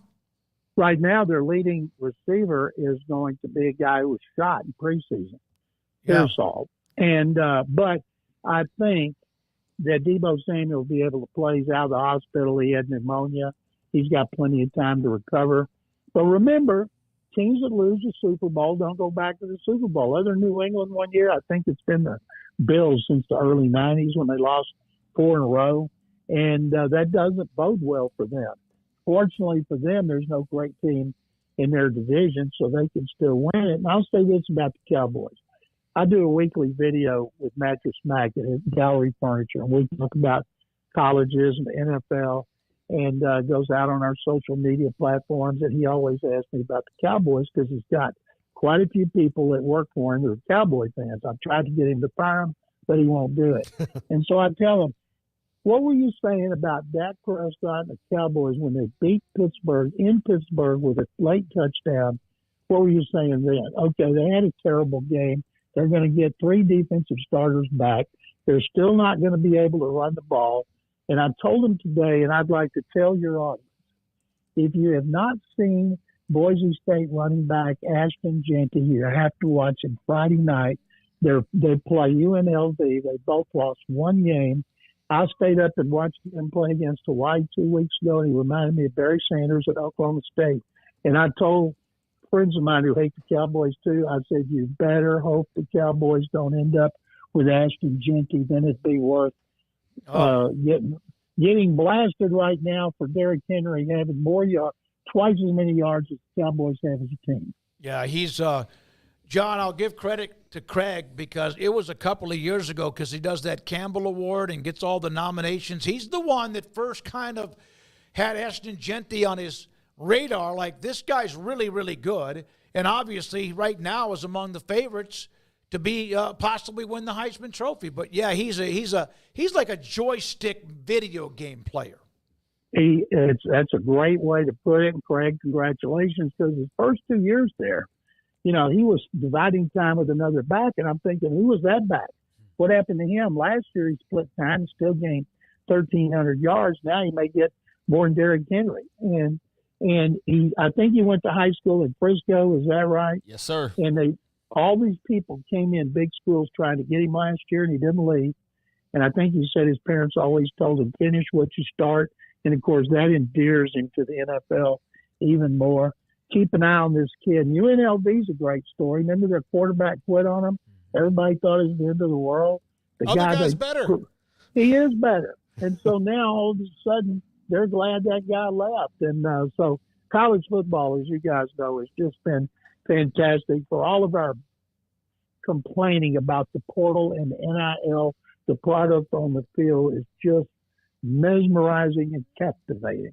Yeah, it's been a hell of a year. Georgia, Texas capped off the weekend, but other games too. John, thank you very much, man. We appreciate your time as always. Hang on one second. Second bear. There you go. I knew John wanted to get straight into Baylor's dominant win against Texas Tech in Lubbock. Yeah, Genty went to high school in Frisco. He was born in Jacksonville, Florida, but he was a military kid. So ended up overseas for a little while and then made his way to Texas, and that's why he qualifies for the Earl Award, is having gone to high school there at Lone Star in Frisco. So, yeah, been a joy to watch him. And the guy that John was referring to, George Halani, is a really good running back as well for Boise State that he was splitting carries with in previous years. But, yeah, we'll see where he takes it. I mentioned that Travis Hunter jab a little bit. That wasn't a jab directly at Genty, but it was more like a jab at running backs winning the Heisman. Whereas he's a guy who's obviously a dual threat. So that was really what the jab. It wasn't like personal, like Genty sucks. Yeah, no. But I thought that the way that Genty responded to that, knowing how the media is, especially with Colorado involved, like you could try to, they were hoping he would say something to then Travis, did you hear what he's, Dion, did you hear what? And instead he handled it really well. So it's going to be a fun little Heisman race down the stretch. And those two are definitely New York invites at this point, I would say. Just got to hope that Hunter stays healthy. Yeah, and that's good that he was able to bounce back from what was a couple of weeks ago when he left with a shoulder injury, his shoulder was dinged up. And those two and was Stetson Bennett?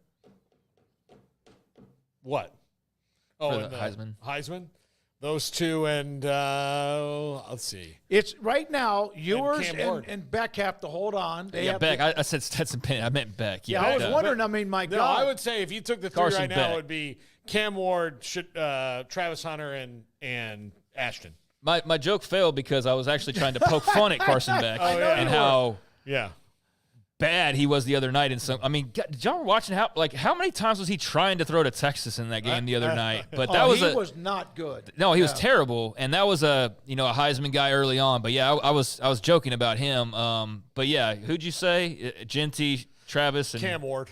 Yeah, Cam Ward. I mean, he's the quarterback of the number one offense in the country. Yeah. So. Two of those three are Texas kids with Ward and Genty. Yeah, and still many games left, but boy, they all seem to be, at least for now. We'll see if anyone gets a nice run here at the end. In a just and fair world, two of them would have wound up at Florida State. But when we come, in fact, somebody can't friggin' close. It's time. Paul Catalina. By the way, tonight, 10:30 on the CW 365 Sports Tonight. Here's the top five.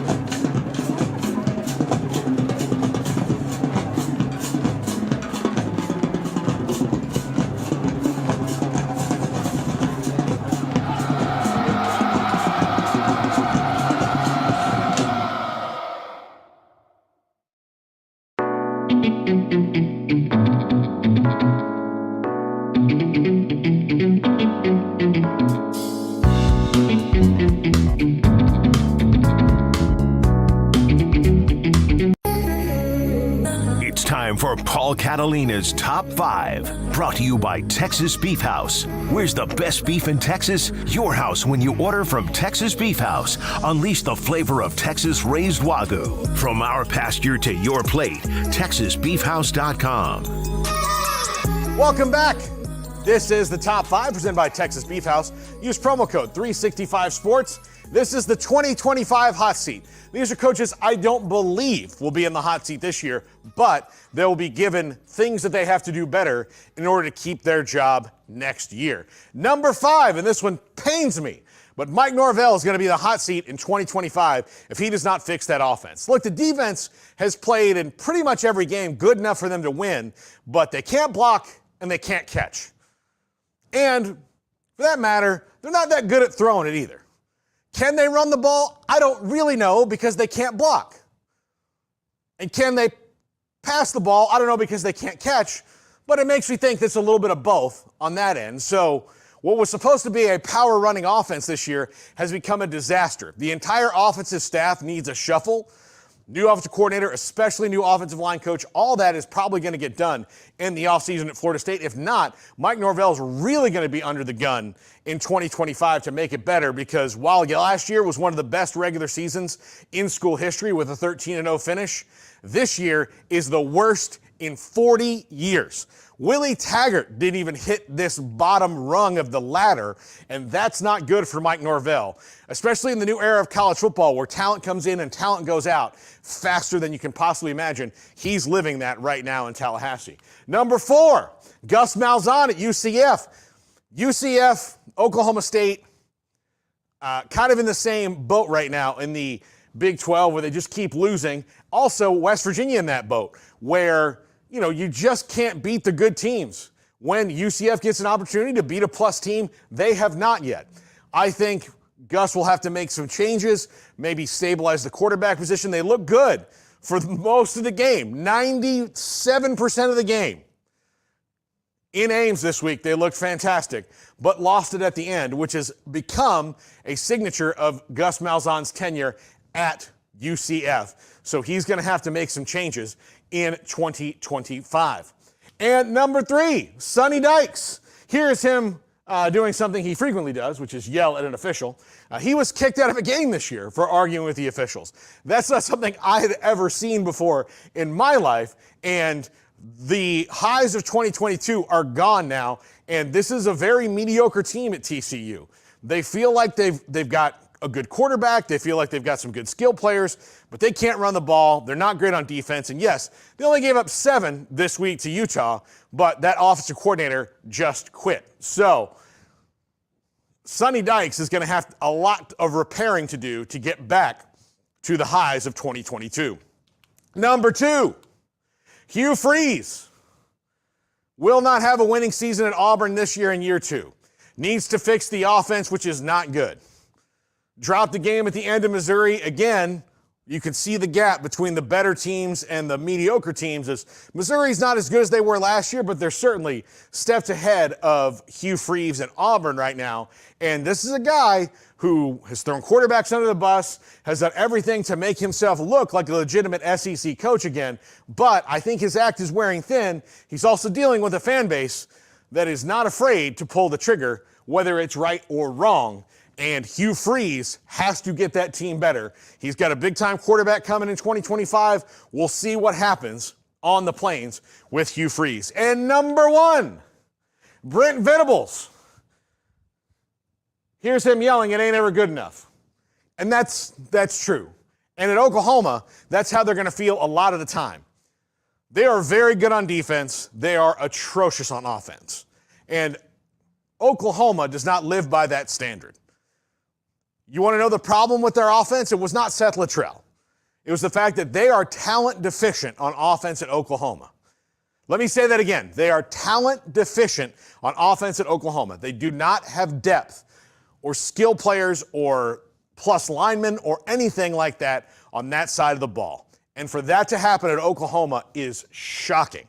He's got to fix that or he's gone. I would not have said this a couple weeks ago, but after the last few weeks of watching Oklahoma struggle to put points on the board, no matter who's playing quarterback, and both those guys are highly recruited, they've got to get right, and they've got to get right in a hurry in Norman.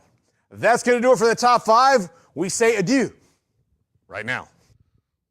And we do say adieu right now. That's going to do it for the show. Thanks to everyone who's involved. Tim Brando, And I'm forgetting everyone else because we've got a lot to do still today. I've got a fantasy football show, That Damn Fantasy Show coming up on That Damn Fantasy Show YouTube channel coming up after this. Don't forget about 365 Sports Tonight here on the local CW.